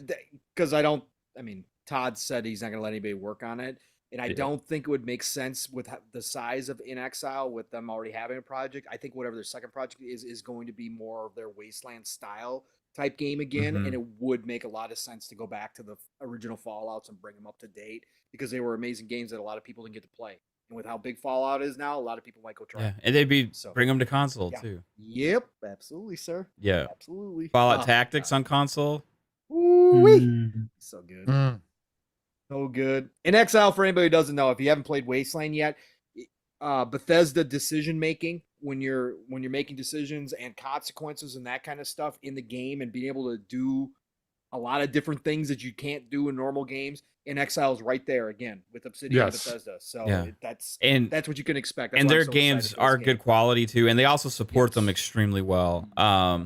So, and this is a studio that did release a game after being acquired. The only thing is it was already like being developed multi-platform, right? And it was published. I forget who the publisher was at the time, but they got released on everything. So it didn't count at the time or whatever. You know what I mean? But it is what it is. I mean, come on. In Exile has a mechanized Ronald Reagan shooting lasers out of its eyes, and dude. That game is just so much fun, and so it's hilarious. The jokes in the windows and look at their social media team. Writing. Social media team. Oh yeah, they're comes hilarious. Straight from them, right? That's why they're so good at what they do. The writing controller, cyberpunk thing that they did. It's so good. Yeah, if you have not played Wasteland 3, check it out. You might like it. You might get turned on. Turned on. It's a very good game. All right, so then we got Mojang, who just came out with Minecraft Legends. That is actually a pleasant surprise. One of the 2 issues I have with that game, they've already addressed that they're working on fixing. And then the multiplayer, get it fixed where we can actually all play together, right? The second thing is I think they need to add a like full-fledged skirmish versus the AI, to where the AI is like not a basic bitch. You know what I mean? Like, I want to have a little bit of a challenge when I'm trying to have skirmishes against the computer. Maybe have like 4 team skirmishes and with bots. I would like to see that added. But regardless of the base of what they built here is very solid. I feel like. And there's another whole Minecraft spinoff still potentially that I don't know what it is. Could be. Yeah. So far there's mainline Minecraft. They've made Minecraft Dungeons, Minecraft Legends, and I feel like this is going to be a studio that still churns out stuff. And Minecraft is the biggest game in the world. Like, it is insane how big this game is. And they are Xbox Microsoft first party. And they still keep supporting the shit out of that with the original game. So lots to look forward to with Minecraft. People sleep on how big Minecraft is. It's kind of like Roblox. People don't think about it, but it's like one of the biggest moneymakers in the game industry. Yeah, it's massive. Monthly active users is off the charts on that game. I think it's more than a lot of games put together. A lot of publishers put together. Yes. More than all of Activision. Minecraft has. I was blown away when I saw that statistic. I was like, what? It's insane. Yeah, it's crazy for one IP to carry like that much weight in the gaming industry. Right? Sure. And then no one's talking about it. It's just like, what? Because it's They're a too given. busy playing it. You know? Yeah.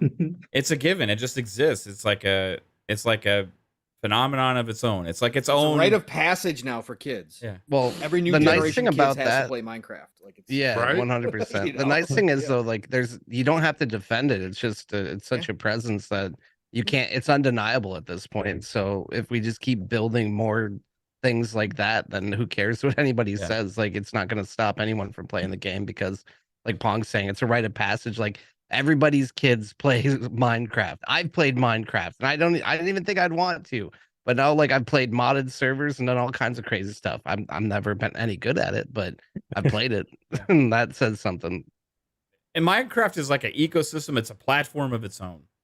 You know what I mean? Yeah, people make and sell content in there all the time, like community made content. Yeah. So their YouTube channels like had millions and millions of views just based on Minecraft. Like, it's insane. Like, yeah, you could build a career on YouTube in no time if you're making good if you make solid Minecraft content. Like, it's literally the fastest way to grow. One of the fastest ways to grow as a gaming creator. 100%. Oh, yeah. Because those kids will watch you for fucking hours upon hours. Well, 7 days a week. As a content creator, if you can stand to make content for kids, like, that's really where like the viewership is at. Like, as adults, we don't have time to sit here all day watching YouTube videos, but bored kids will watch anything that keeps their attention. Like Minecraft, Fortnite, Roblox, like, that's why the money's all there. Yeah. Same thing with like low cost to entry for consoles. Like, that's where the casual market is, and that's why that has such a sway. Yeah. That's just reasonable thinking, Bob. You're too reasonable. No, Bob. It's high budget games that are. Everybody stop using your minds and give us your money right now. We just need Mojang to support Xbox's version of Minecraft now. That's all we need. Yeah, that's still weird. That is weird still. All right. Hey, how about this little studio called Ninja Theory? Yeah. What's that? How about I heard. I haven't heard of them. What game There's have no they reason made? for Xbox to buy them. They're making a third-person action game. Why are they buying them? Why would you even buy a studio like Ninja Theory? What does that do for culture? One of the weirdest sentences I've ever heard. Literally. I have a guy who I actually enjoy listening to. It's just literally one of his worst things he's ever said. Again, the only genre that counts, third-person action games, except this is a sad mom simulator. Broken. This is a broken mom simulator. Broken. Yeah, very broken. She got no kids except for in her head. Yeah, sad. So, like Hellblade 2, like you're gonna be your jaw's gonna drop whenever we see this game and play it. Like that's a needle mover. If you like graphics, if we talk about the Horizon Burning Shores type stuff, this is gonna probably look twice as good as that. Even, I mean, you're talking about next level stuff. Any game that has a warning about if your psychosis is fragile, please do not play this game, because it could drive you in the deep end of really going down a rabbit hole with these voices and shit. I had to take breaks. I had to take breaks on crazy. the first one. I did, and I don't have any issues, but it literally, listening with earphones, I would have to take breaks after 30 to 45 minutes. Oh, I can only imagine what with, because I did not play with headphones. With the head, I can do it normal with speakers, but man, with the headphones on, literally things whispering all the time, like, and you are fully immersed. Like, it weirds me out. It makes me start seeing things. Like, I'm like, okay. Yeah. I played this game. I played Hellblade 1 for 10 hours straight and finished it, like, or maybe 11 or whatever. I remember when you streamed that. Yeah. And fantastic game. I'm really pumped for this one. We've seen quite a bit of it already. I know some people say not enough gameplay or whatever yet, but I think we're in store for more of that at the showcase this year. So, or the Game Awards or the Keeleys. One of the three, I think we'll see more Hellblade 2. And maybe it'll be early next year. It'll be late this year. Who knows? But it's going to be a big game when it drops. Way bigger than the first one was when it launched. First one was an indie project that kind of came on. It was a PS3 exclusive at first, and then later came to other platforms and stuff like that. But I think this one's going to be like, wow, okay, we see why Xbox is investing so much in Ninja Theory, and it's not the only game that Ninja Theory is making. Guess what? They also have Project Mara in the works as well. So Ninja Theory fills that Naughty Dog role for Xbox, and I've always said that they are the potential for Naughty Dog for Xbox, because they fill the role of that adult style game, like that really dark, again, totally different than Last of Us, of course, but deep, thought-provoking, adult themed game that really sets the bar when it comes to the industry, whether it's graphically or whatever the case may be, story-wise, all that kind of stuff. We really could see that with Hellblade 2. Again, we saw a small slice of it in Hellblade 1. It had its issues. There was certainly a lot of criticisms that could be laid at its feet. Some people didn't like the puzzles and the battle systems. The combat system wasn't great. But now, again, underneath the Xbox umbrella, given a brand new studio, again, state-of-the-art motion capture, whatever you guys need, you guys got it. You got the backing of us. Now we're going to see Ninja Theory take that next step. Do you see any other hardware company giving them a new mocap studio? Right. State of the art with a hidden bar inside the studio. Bro. it's going to They be got next the level. hook bar. up. Yeah. Exactly. And I got to say this about Ninja Theory. They're great at showing off how technically advanced they are as a studio. Like, even when they released those Project Mara screenshots originally, you know what I mean? It was like, whoa, that broke the internet for a little while. Just looking at a sink. Can you tell which one's a real sink and which one's a video game? Yeah. Nope. And if they fail at video games, they can do National Geographic videos. So they're great at doing that as well. So with the tour of Iceland. I think we're on store for great things in Ninja Theory and multiple projects in the works. Sure. Obsidian. Oh God! Just like I'm saying, come on, reality check time, everybody. Do you get the point of it now? We're not even. Shit, I need to speed this up because we're not even a third of the way finished. Here. I was wondering a minute ago, like, how many studios are we going to comment on tonight? Because I wanted to get through them all. Is this a three-parter? Come by next Friday for part 2. Yeah. Ninja Theory is the Naughty Dog, then Obsidian is your Insomniac, right? Yeah. That's the way it's working for Xbox ever since this purchase. And again, we haven't seen the full potential of Obsidian. We've got a new IP and Avowed coming from them. We got an established sequel in Outer Worlds 2 coming from them. We've already seen what they can do with a little passion project like Grounded and turn it into something special. And then we get another passion project in Pentiment. Games that never would have been made had Xbox not purchased them. Once again, more organic growth. We know Obsidian's been growing. Obsidian's been Bethesda's little brother for a long time. in the Western RPG space. They now, with Avowed, with the backing of Microsoft, again, taking another step forward. And again, as I've always said, when it came to Western RPGs, Bethesda was 1A, Obsidian was 1B as far as world building, writing, character development for me personally. Now I think you're going to see that equal out a little bit with Avowed, and I think they have the potential to be up there with the Bethesda as one of the best Western RPG makers out there in the world. And again, it just shows the dominance of these purchases that Xbox has made in certain genres, and this is one of them. When we see Avowed finally drop, it's going to be special. I think, no matter what, because it's Obsidian and Outer Worlds too. Also, yeah, and Outer Worlds too. Correct. It's crazy. Wasn't there a rumor that something about like a Vegas 2 title was copywritten recently or something? Or there was some New Vegas files put into the Steam version of Fallout behind the scenes. Yes. And so usually when that happens, it's because they don't actually have like the game file yet. They're not setting up a page on Steam. So they slide those files into another game for holding for the time being. So that's where that rumor started. But again, don't know. Take it with a grain of salt. We'll see. Yeah. They're one of the best acquisitions that Xbox has made is Obsidian. Point And blank. don't forget, they made KOTOR 2. Yeah. So. We haven't even gotten any of the Bethesda Cinemax studios, have we? no.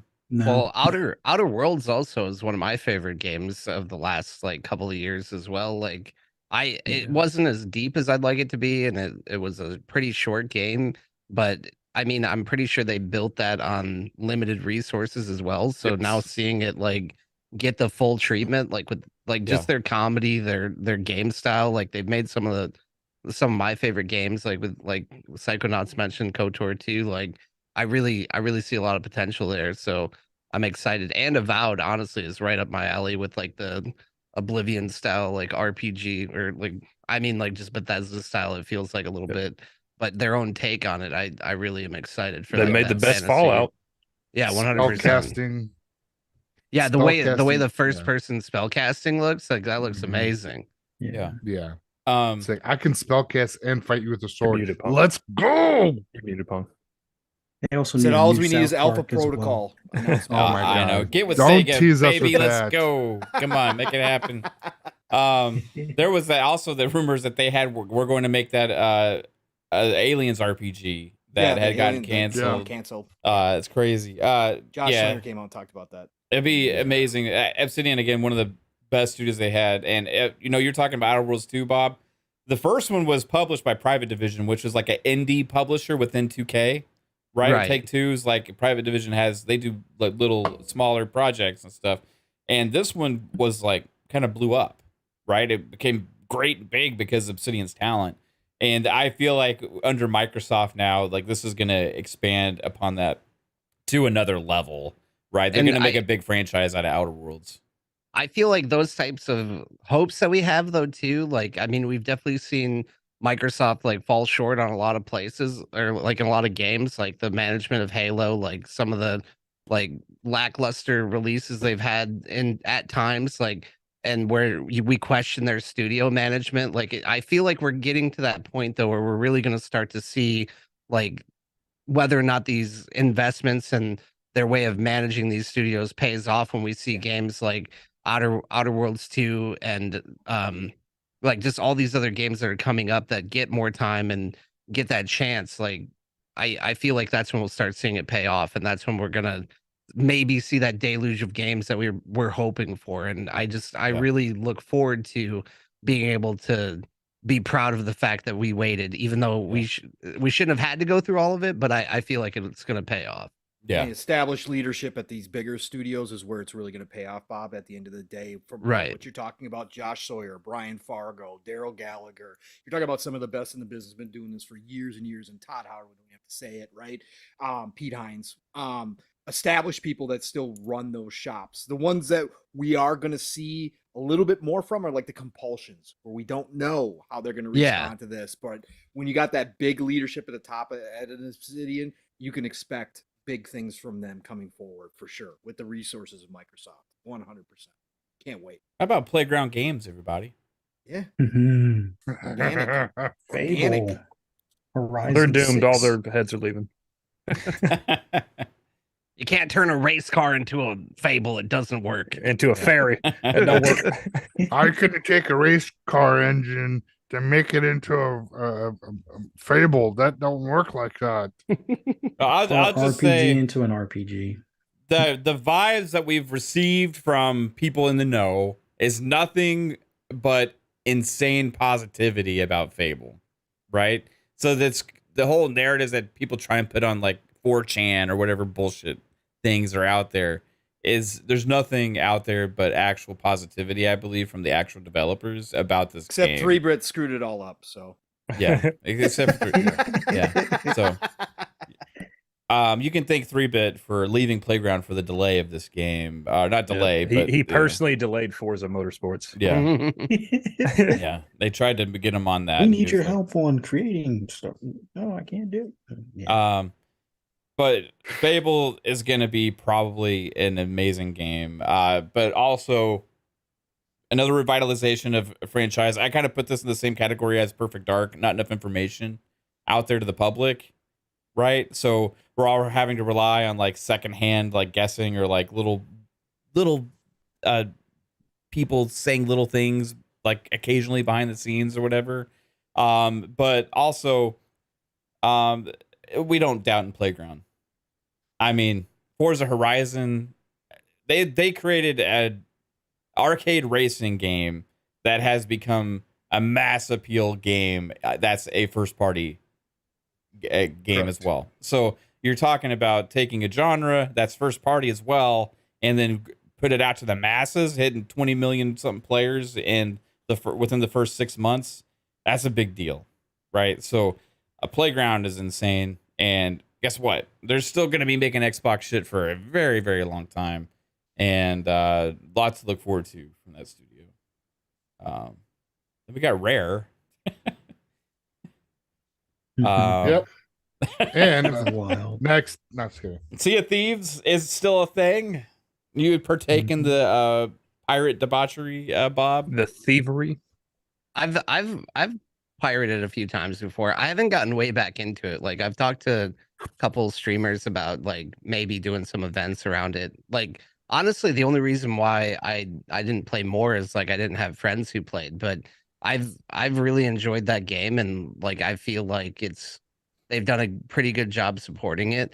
I also was first playing it when there wasn't a lot of content there, when it was basically just a early release game. So You had some islands and a banana to eat. And it's yeah, like, cool. yeah. But I mean, I like the game overall, and I feel like it's come a long way. And honestly, that game has created tons of careers in and of itself for content creators. So I feel like they're accomplishing what they set out for, and like there's definitely plenty more that could be done. Yeah. And then we have Everwild, whenever that happens, whenever it comes out, it looks gorgeous. I would really like to know whether or not they've decided what it is yet. Like that was one of the ones I was going to bring up. Like I feel like that's one that they probably need to show eventually. Well, I mean, all games they need to show eventually, but I feel like it'd be nice to get an update on that and be like, we have a game loop. Like we know what it's going to be. Yeah. There's mechanics now. Yeah. But that game blew me away visually when they showed that trailer. Love the art style on it. We want to all know more because we want to know what Rare's next big thing is, right? And could Everwild be it? Who knows? Supposedly it's still in the works and stuff like that. Some point we'll see it again, but right now it's some question marks. I mean, when they redid it, they said the new projection is 2024. Again, delays can happen. We know this. So possibly, As an Xbox fan, I'm not aware of this. Delays? What are we talking about? Yeah, no. Delays only happen on Atari. No, I think we'll see something. Maybe a trailer, a new trailer This year, hopefully. It's time. I think so. It's time. Let's get Jasper says stop no, shaking your head. You say no to everything. That's only because Jasper he's a Debbie Downer. Yeah. I'm just realistic about it. You're realistic about it, but like at some point, right? I mean, when is the time? 2 years from now. We'll see. We That's when won't it see Everwild again until 2 years release. from now. You don't think? Yeah. Okay. So when the trailer comes out this E3, what happened then? They rushed content. It's gonna be a rush game. Oh my god. Oh my god. What about they show a trailer, it's rushed. I hope we get an E3 was just Everwild, Perfect Dark, Fable, State of Decay 3, Avowed, Outer Worlds 2, Elder Scrolls 6, and I'm trying to think, Halo Infinite 2. All the games. Let's see all the games. Yeah. And Jasper's like, this sucks. I don't like it. It's like I'd only like to take this moment to unlike this video so it has 69 likes again. No, see, yeah. I would like that, but then you have nothing to look forward to because then you know everything coming out, and it's like, well, you have stuff to look forward to if they update us on those things. We have the updates to look forward to. Yeah. Speaking of likes, if you do like the content here, hit the like button, share it out, sub to the channel, hit the notification bell. 69 is a number that Bob likes a little too much, I think. So let's get it up. I had to say it before Psycho said it, so I got in before. Yeah, there you go. All right, so moving on past Rare, turn 10. Is there anything? I mean, Forza Motorsport. It's happening this year. Okay, maybe. Maybe. Well, the thing that's kind of cool is that some of the cars they show for Motorsport are going to make its way into Forza Horizon, so we get to at least see a little taste of it. But fingers crossed it comes out in October. If not, I'm not putting that bad juju out there. But if it slips to 2024, I'm not going to have a fit. Just make sure that they get everything working smooth at launch. That's Pong looks surprised. the biggest thing. Did I hear you correctly, Fuzzy? Fuzzy, are you sober this evening, sir? Did you just say Yes. 2024 will be okay for Forza? Yeah, because I think they're testing because they're allowing some of the cars that was in Motorsport in Horizon, so we can get to kind of play around with those a little bit ahead of time, and they're putting a track in Horizon. I think that's to kind of hold us over until, in the meantime. I know it sounds crazy, but that wasn't on my bingo card tonight there, Fuzz. That certainly wasn't. That's definitely like Pong would say, Starfield be all right being pushed to 2024. Yeah, no, I'd be totally cool with that. That's fine. Yeah. That's fine. Yeah. You know. Let's hope not, Fuzz. Let's hope not. Fuzzy's like, I need to put another 1,600 hours in GT before I play. Yeah, right. I do think though that like if it's the case of like releasing a game that is not full featured when it comes to another like AAA pillar of the Xbox ecosystem, like we look at Halo's release and how much better off if they would have pushed it back a year with having Forge at launch and having co-op at launch, and how much better and how much the limited launch of Halo really kind of hurt the game itself for Infinite. I would really like to see Forza be in a complete state at release instead of any sort of I would rather see a delay than see a partially finished game at this point, and see more of a beta type feature through Horizon and be held over by those new features in Horizon or standalone and actually say this is unfinished versus them squabbling a launch again like that. Because I hope they learned from Infinite, because the Infinite would be in a much better place right now if it released last year instead of 2021, in my opinion. Yeah. I gotta make the Vanny Rudy in the chat says, if I were an Xbox consumer, I would instantly sell my Xbox and buy a PlayStation 5 or PC because I can't wait months on end for new games to play. I feel sympathy for those poor Xbox gamers. Let me tell you something. As an Xbox gamer this year, Vanny Rudy, I've already had more first-party releases than your PS5 has the entire fucking year this year. I'm just saying, Vanny Rudy. And plus, I got Game Pass. So let me ask you a question. What the fuck you on about, Vanny Rudy? and don't forget that all 2022 games were delayed games from 2021. So from first party. So what are you fucking trying to say? Because you didn't have shit for 8-9 months on from 2021 to 2022. So The Well, fuck you going on actually, about, buddy? PlayStation has about 23 VR games that you can't play, sir. So, Nor can you if you don't have a PS5. Oh, you mean those same games that are on the Quest 2? Yeah. Yeah, those same games that are What's it half like the price. to be able to keep up with new release games, you guys? I don't have enough time. And I want to thank You gotta for- wake up, yell at your mom to make you fucking Tostita pizza rolls, and then so you could get in your gaming to play all these great games that you play. Don't forget an hour of like illy themed YouTube comments in between and an hour of Yes. Twitter warrior time. Yes, yes. That's in between. That's in between. That's brunch time when you start that. When you do that, yeah. You know what Yeah, I'm you going to get your do juice while I wait box for out. Spider-Man 2 this year? I'm going to watch 1,000,000 Xbox podcasts and tell them how Right. much they suck. That's how I'll fill my time. You all Hey, suck.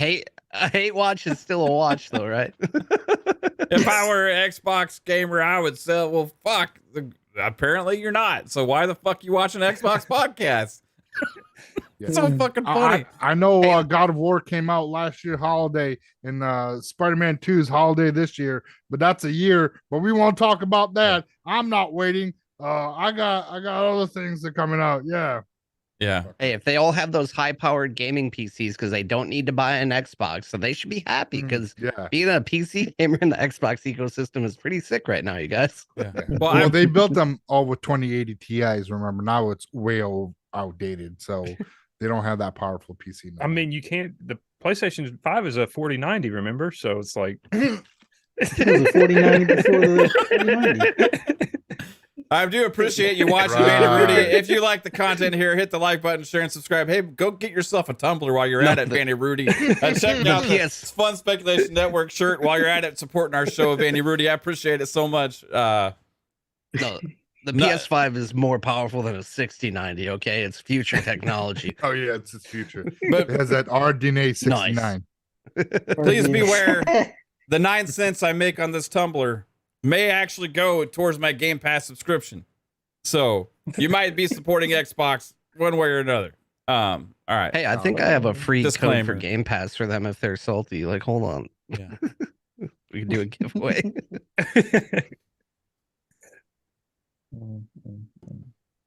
Yeah, I got 2 months of Xbox Game Pass Ultimate we can give away. First right time on. He's already users. subscribed. He can't use it. He's already subscribed. Oh, I mean for the salty PlayStation fans. Yeah. So Forza, yeah, Forza, yeah. We They're know all what we're subscribed. Yeah. They all play Game Pass. What are you talking about? They getting. can't afford $70 games. Undead Labs, State of Decay 3, State of K3, yeah. the Huge Leap Studio again, right? Coalition helping them. I think part of the things with some of these studios like this is like they were. What also I got to say this, right? They have in the past launched their games earlier than they should have because they needed to, right? Also, they have been one of the best studios at supporting their games for an extremely long time. But this is another one of those instances where I think they're taking more time because they have the ability to, as an Xbox owned studio, no longer just hamstrung by such a like budget or like tight budget or whatever. And I feel like, to AAA. yeah, this is another leap studio, and I feel like Xbox is very invested in the State of Decay brand, and they want to make a big thing out of this game. So, when will we Unreal see it Engine again? 5 I as don't well, know. right? Yeah, and they're getting support from they actually created a studio to actually help with Unreal stuff with these different developers and including Undead Labs, right? So there's a lot of investment here again, and I think when next time we see State of Decay 3, it'll be like eye opening a little bit. I hope State of Decay 3 is good because the previous ones they've had this like jank factor that's sometimes almost unplayable with those. So it's like they really need to cut out the jankiness with State of Decay 3. So I don't know. Maybe that's why it's taking State of so long. Decay 2, though, as they've improved it, is a totally different game, right? So, like, and then State of Decay 2, they're using it as a testing ground for a lot of State of Decay 3 tech, right, and mechanics. So I think that they understand that, Jasper, and I do think, like Matt said, the way that they've supported State. Oh my God, I can't speak. State of Decay 2 shows a lot to where they're going, and the fact that they came out and confirmed that the trailer for 3 is what they are shooting for says a lot, right? And like I said, they're going from AA to AAA at this point, and I think it's going to be a totally different experience than what we got out of the gate, especially out of State of Decay 2. I think this is definitely going to be something different. I think they're going to go more single player focused, adventure campaign style, and then I think that they're going to have an add-on multiplayer, kind of like State of Decay 3, with that co-op factor to it. So I think. Oh, see, like speaking of tethered games, like State of Decay 2 and 1 were the games that I didn't want tethered. Like the tether was so tight on those games that it just didn't make it fun. So like I think if State of Decay 3 can go above and beyond, and it would be like a really good co-op or multiplayer experience like that. So I don't know if I necessarily want them straight single player focused, like you were saying. I like I said, they're gonna have an add-on, but I think they will have a campaign that's much more mature and narrative driven than they did in the past. And I think that that's what they're shooting for. That's why that trailer was kind of set the way it was to kind of give that indication of what they were doing. But we'll see. I almost want to go the opposite of that though, Pong, because originally the original creator of State of Decay wanted it to be turned into this big MMO zombie franchise, right? Correct. And he's not there anymore. There was some controversy with him and stuff as well. But that's not to say that the ambition may have not changed within the studio, but they just weren't technically able to accomplish something like that before.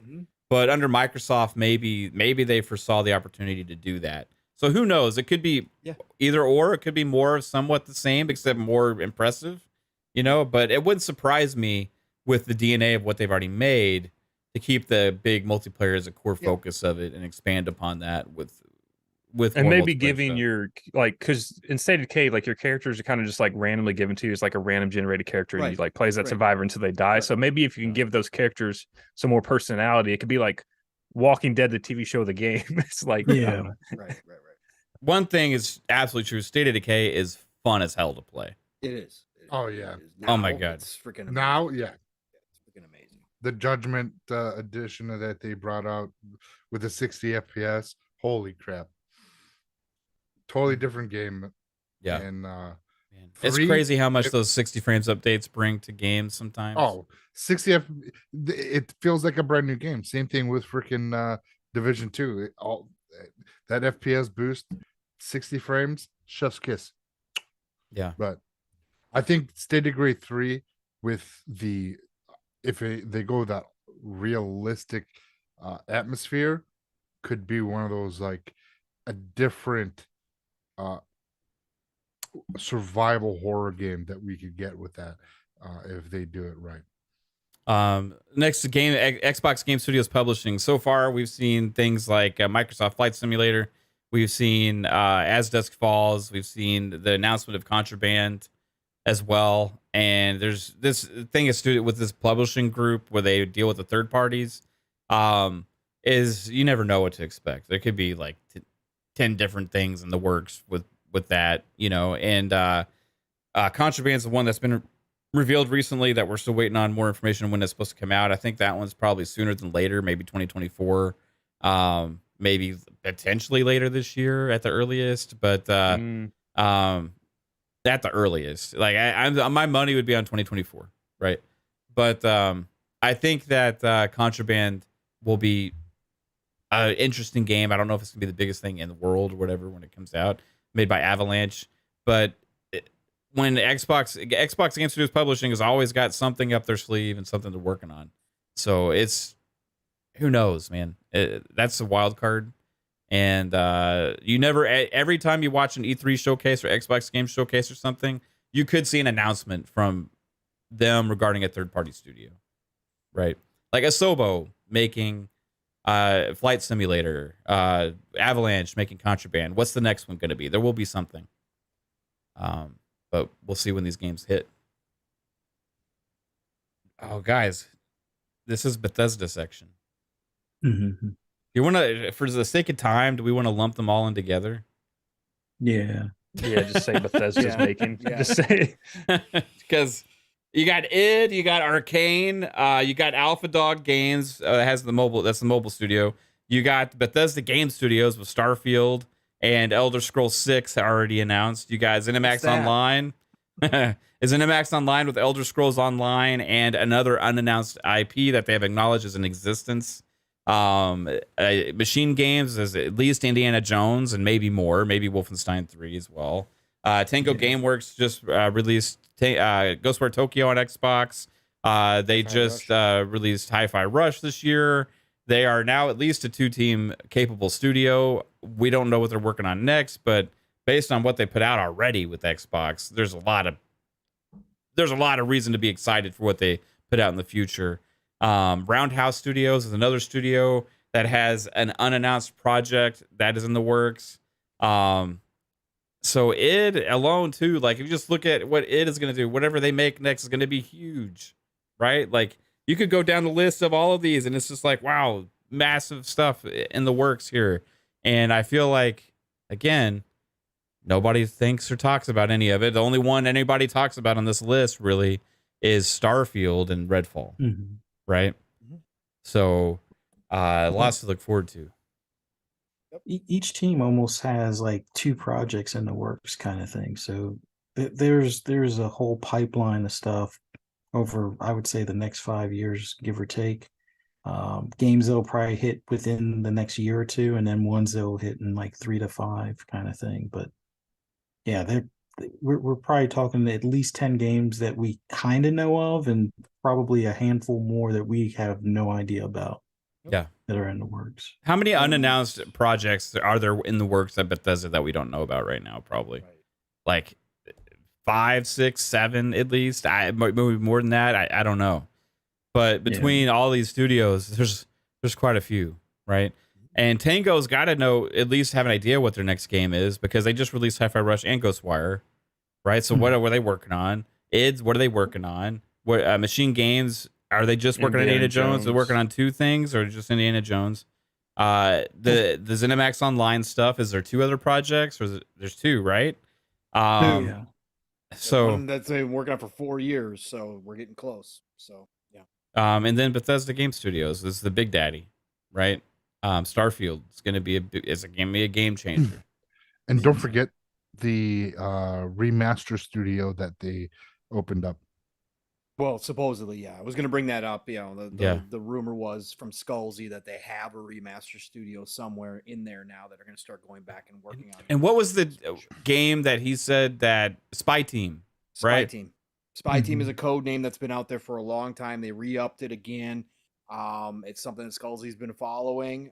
Nobody has any idea what it is. Could be ZeniMax's online game, or it could be something completely different that we're not aware of yet. So yeah, there's a lot of unknowns in there.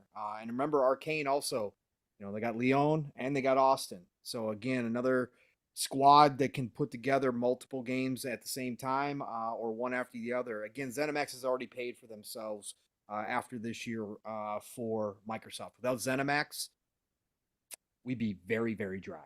Very dry. Bethesda also doesn't Bethesda GameWorks or Game Studios, they have Dallas office too, don't they? Yep. So Dallas, Austin, and the one overseas. Yeah. Or Dallas, Austin. Dallas, Austin. And the ZeniMax Online games could be one of the biggest things they have, right? Like, what's the next IP? Especially if it's licensed through a third party, like if it's a Star Wars thing, or if it's something like that, it could be insane. I'm still thinking it's Starfield MMO. Yep, at some point. Yep. Yeah, I personally don't see them trying to take that Star Wars MMO market, because EA has had that unlocked for quite some time. Like, it would be a tough get to, like, sure, you'd have an initial jumping of ship, but it's a tough get to hold that consumer when EA's been doing it really good for a long time. It depends. I mean, like, recent reports was that Star Wars with them, they want a game out like every 6 months. So if it depends on how different it is. I think I have an idea, right? I don't think they want stuff that's out there like all similar. But again, this is probably not Star Wars, but there was rumors that one of these studios at Bethesda is working on another licensed project, right? So we don't know which one. It could be Roundhouse. It could be any of them. But we do also know that Bethesda was keen to be signing the license deals at the time, because they did with Indiana Jones. So maybe they made a 2-game deal with Disney side or whatever as well. So it wouldn't surprise me with Bethesda to have another licensed project. Is it DC? Probably not, because that would be WB, right?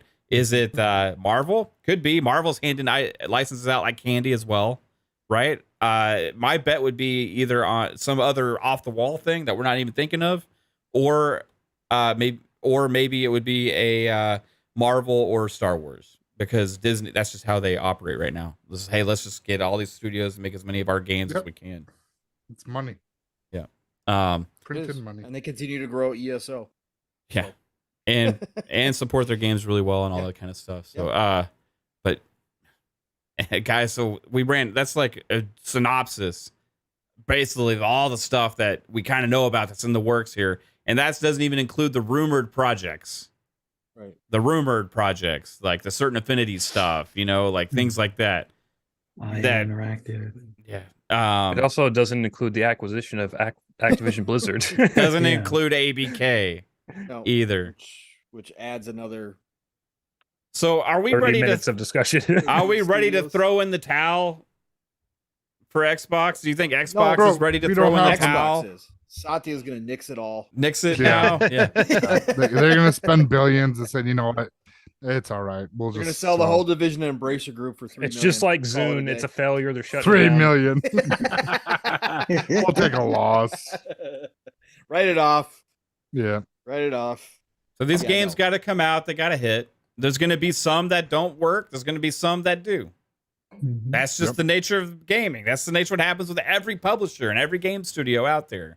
You're going to have successes. You're going to have your failures. You're going to have your games that reviewed well that should have sold better. You're going to have your games that didn't review as well that sold way over than what you expected. You're going to have the ones that are the pinnacle and do everything and that you possibly could have imagined as well. And the thing is, there's this many irons in the fire from this much talent and this much investment, and we all get it for the low price of $14.99 with your Game Pass Ultimate subscription. The diversity in their map, the diversity is that insane. you just listed off is insane. Basically, every genre is represented by an Xbox studio at some point, which is crazy. So that's something that no other big platform holder can say. So, and that's something special to Xbox. And if they hit on enough of them in enough of those genres, it's going to speak for itself and people are going to come play. That's what it's all about. Yeah. So I got, for the doomsday scenario guys out there, I just got to say, why don't you just step out from the ledge, my friend? You could cut ties with Jim Ryan and the lives he's been giving you. It's just, there's a lot to be excited for here, right? And we haven't still seen the fruits of all the investment and the labor yet with Xbox. And yes, wait. I know we've all been waiting and stuff. And then when you get the news about Redfall 30 frames, it's like, yeah, come on, it's frustrating, right? It's bad decision. It's just, it's dumb at Why times. I don't have a problem with the wait argument is because literally I've been waiting ever since I was born to play the next new game. So there's always going to be a wait to play something new. But you got to understand, Jasper, right? That you do. It's first parties. First parties. They create your identity within an ecosystem, right? And when they're missing, yes, we all still play a billion games, and all of us here have been happier than pigs and shit for a long time with as many games as we've gotten, right? It's just the identity, and it's the idea that gets put out there that without those first party games, oh, you got nothing over there. And that's where that whole narrative runs with. And that's what Xbox fans, especially the ones that have been around since day one, have been waiting for it to end. Is that finally to say we got games, we got first party games, right? And so, for me, the waiting aspect is not even because I'm necessarily that impatient. It's just about I want those narratives to die, right? Yeah. And I just want people to shut up about that stuff, right? Eventually it has to stop. And with everything that we know is in the works, it will be done at some point. And it will be. we'll enjoy the shit out of it. Like, hell, here's the thing. I've had nothing but fucking fun the last couple years waiting. I'll tell you that, because I've spent so much time playing all these awesome games via Game Pass, and that I bought as well on my Xbox, because Xbox gamers do buy games still as well. And I have no regrets over the last couple years in the Xbox ecosystem, right? But it's only silver lining that it's even going to get better with all of these things that we listed today, right? So yeah, as an Xbox podcast, I feel like we've done our job in marketing Xbox for Xbox to you guys, as some in the community point out that Microsoft doesn't need to do it because they got chills like us. But I'm proud to do it when I actually am enjoying and am passionate about my hobby, right? Like, as I'm talking to you guys like I would anybody, because fuck, I love playing these games. And I'm really looking forward to those Mav things. Does every holiday to his family. He sits Yeah, them all and they down just and tells don't be them how like- great Xbox is. And they just like don't like, what's that? What's that? What's Starfield? I'm like, you don't know what Starfield is? You Let me son show of a you. bitch." Let me show you. Yeah, He some says pull up houses you can't trailers. talk politics. So at Mav's house, you can't talk Xbox. Oh, no. on the holidays. It's the opposite. Oh my god, I might. You don't even want to know. It's I'm like, can I go play Starfield? I want to get the fuck out of here. Like, Oh, look, Starfield's on. It's a great new show. Everybody gather around. hey, you want to talk about Joe Biden? I want to talk about Starfield. Hey, have you seen the latest polls on how Starfield's Todd Howard for president. Starfield Let's has go. an amazing approval rating, Maybe, everybody. maybe that's why Matt's so bad at listening, because he's just tuned out everything. Yes, growing up. he does. He does.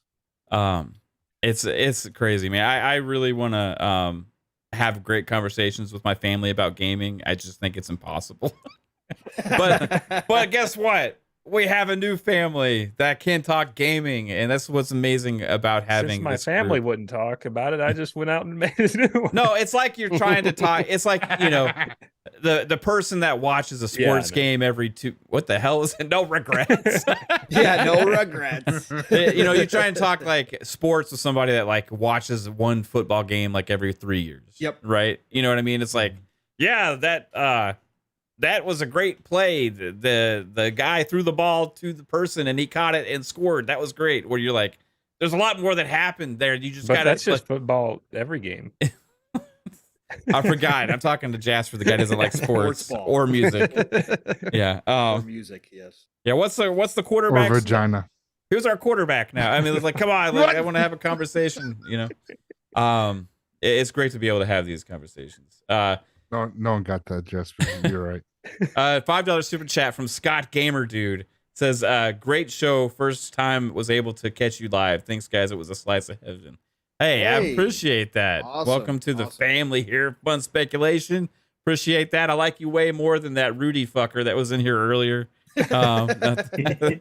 Appreciate it so much, and I hope you did enjoy the show. You guys rock. The biggest ask, if we do have a Discord, yes, we do. I will try and get that up in the chat here with the link in a minute while we're doing the outros and stuff. But I hope you enjoyed the show. Really, I mean, I didn't want to even go into many topics and stuff. It just seemed like a good fitting time with the noise that was out there the last 24 hours to like try and put things back into perspective a little bit about what this is all about, what Xbox is doing. And they ain't ready to like, there's nothing drastic here happening except more acquisitions, guys, and more growth in the gaming sphere, regardless of if Hi-Fi Rush didn't meet their potential expectations of revenue. It's like, oh my gosh, let's go. Let's have some better conversations out there, right? But yeah, let's get to these outros. Hey, Bob, thanks for being here today. And Thanks for having me. You were a blast as always. I loved your commercials. Those were great. Tell everybody where they can find you. Hold on. Okay. No, thank you so much for having me, and great to be able to come here and talk Xbox with you guys. And if you guys want to catch more of me, you can always follow me on YouTube and on Twitter and also Twitch. I'm GamePassDad everywhere. I'm in your face. And we also started a new Content Thieves podcast with some of my streaming friends that I'm managing the clips channel for. That's going to be a lot of fun. But honestly, most importantly, I feel like the doom and gloom talk needs to settle down, because how could we spend 90 minutes just glancing over all of these amazing games that if we would have gone in depth could have been 10 weeks worth of episodes. So I could've. feel positive for the future of Xbox, and please just have fun playing games. And thank you everyone for listening, and I love you. Thank you for having me. Yeah, thanks, Bob. Appreciate you, man. What an addition to this show Bob will be. That's for sure. Wild card. Fuzzy Belvedere, thanks for being back again. Where can everybody find you? Oh, it was awesome being on here with you guys, and welcome aboard GamePassDad. Glad Thank to you. have you on here as well. Man, just always a pleasure being here. For those that want to hear my rambles and rants or weird takes on Forza stuff, just follow me on Twitter when everybody is not jumping out of windows at fuzzy_Belvedere. You can also find me on Shop Podcast tomorrow night, 9 p.m. Eastern Standard Time on PTK Blam's channel with PTK and with Pong Soul here. And we're going to have, I believe our special guest is Portia Power, or Ains, I should say, tomorrow. And then on Monday, you can find me on Xbox Lunch Break Special at 12 noon on Double Barrel Gaming at with Mr. Boomstick XL, Crazy Lou, and Web Dave. And then later that evening on FSP, right here on this channel with Mav, me, 3-Bit, Psychonauts, and Jasper. And that's at, was it 10 p.m. Eastern Time. Look forward to seeing you guys there. Thanks, Fuzzy. Appreciate you as always, man. Psycho, what about you, bro? Chat, it is fantastic being back. It's been too long. I was on a little bit of a vacation. Now I'm here. Thank you for coming out. It's always phenomenal. Even though we had some asshats in the chat tonight, you guys were positive, having fun. That's all that fucking matters. And I love it. GamePassDad, Pickle Papa, fantastic addition to the show. with this, we used to go sideways before. Holy shit. It's about to get fucking amazing. Yeah, tonight was pretty tame Spectacular, for where we usually go spectacular. because of the style of show that we had.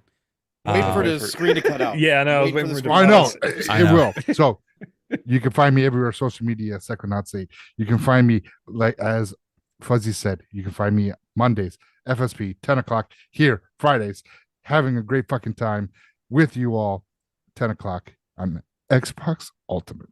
Thank you, everyone. Right on. Pong Soul, can everybody sir. find you, sir? Okay. Absolutely. Let's go. Skipping me. I knew Just you were skip going to it. say that. I knew you were Skipping gonna- Jasper. Skipping Jasper. Put Jasper behind me again. I love it. All right. Let's go, everybody. Great show, brothers. Jasper again- likes it. Yeah, I know. Pong and Psycho sandwich. No, anyways, Whoa. no, I'm in the middle. I'm in the middle. Wait, no, I don't like this. Anyways, love you all. Came in here in a mood, still in a mood, but this was a great palate cleanser. Mav, you were correct in doing the show this way. So great show, brother. Way to put it together. And of course, great to have everybody back again here once more. It really makes a difference when we got everybody on board. So thank you all for being here. Chat, you guys are absolutely amazing. Great to see new faces popping in here again. Fun Speculation Network going everywhere, worldwide, soon enough. Okay, that's right. And go get your merch. If Mav hasn't told you yet that he has new merch available, and you should go pick that up because it does help fund the Fun Speculation Network. Oh, look at that. He just so happens to be wearing it and drinking out of it. So go check that out. Anyways. Sorry. No, that's fine. Got to get that in there.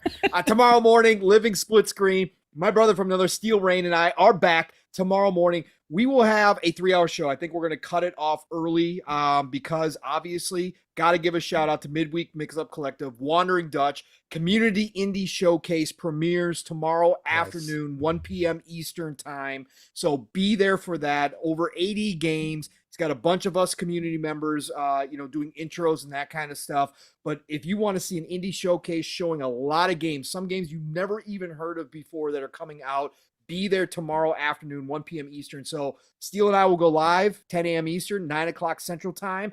be there live, raw and uncut. I'm sure we're going to have some things to say tomorrow morning about everything that's been going on this week in the community.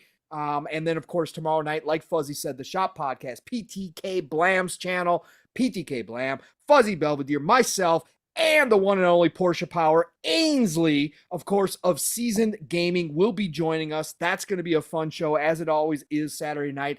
And PTK is blown up. The shop is blown up on Saturday nights. It's a place to be, so be there tomorrow, 9 p.m. Eastern, 8 o'clock Central Time. Next week, it starts all over again.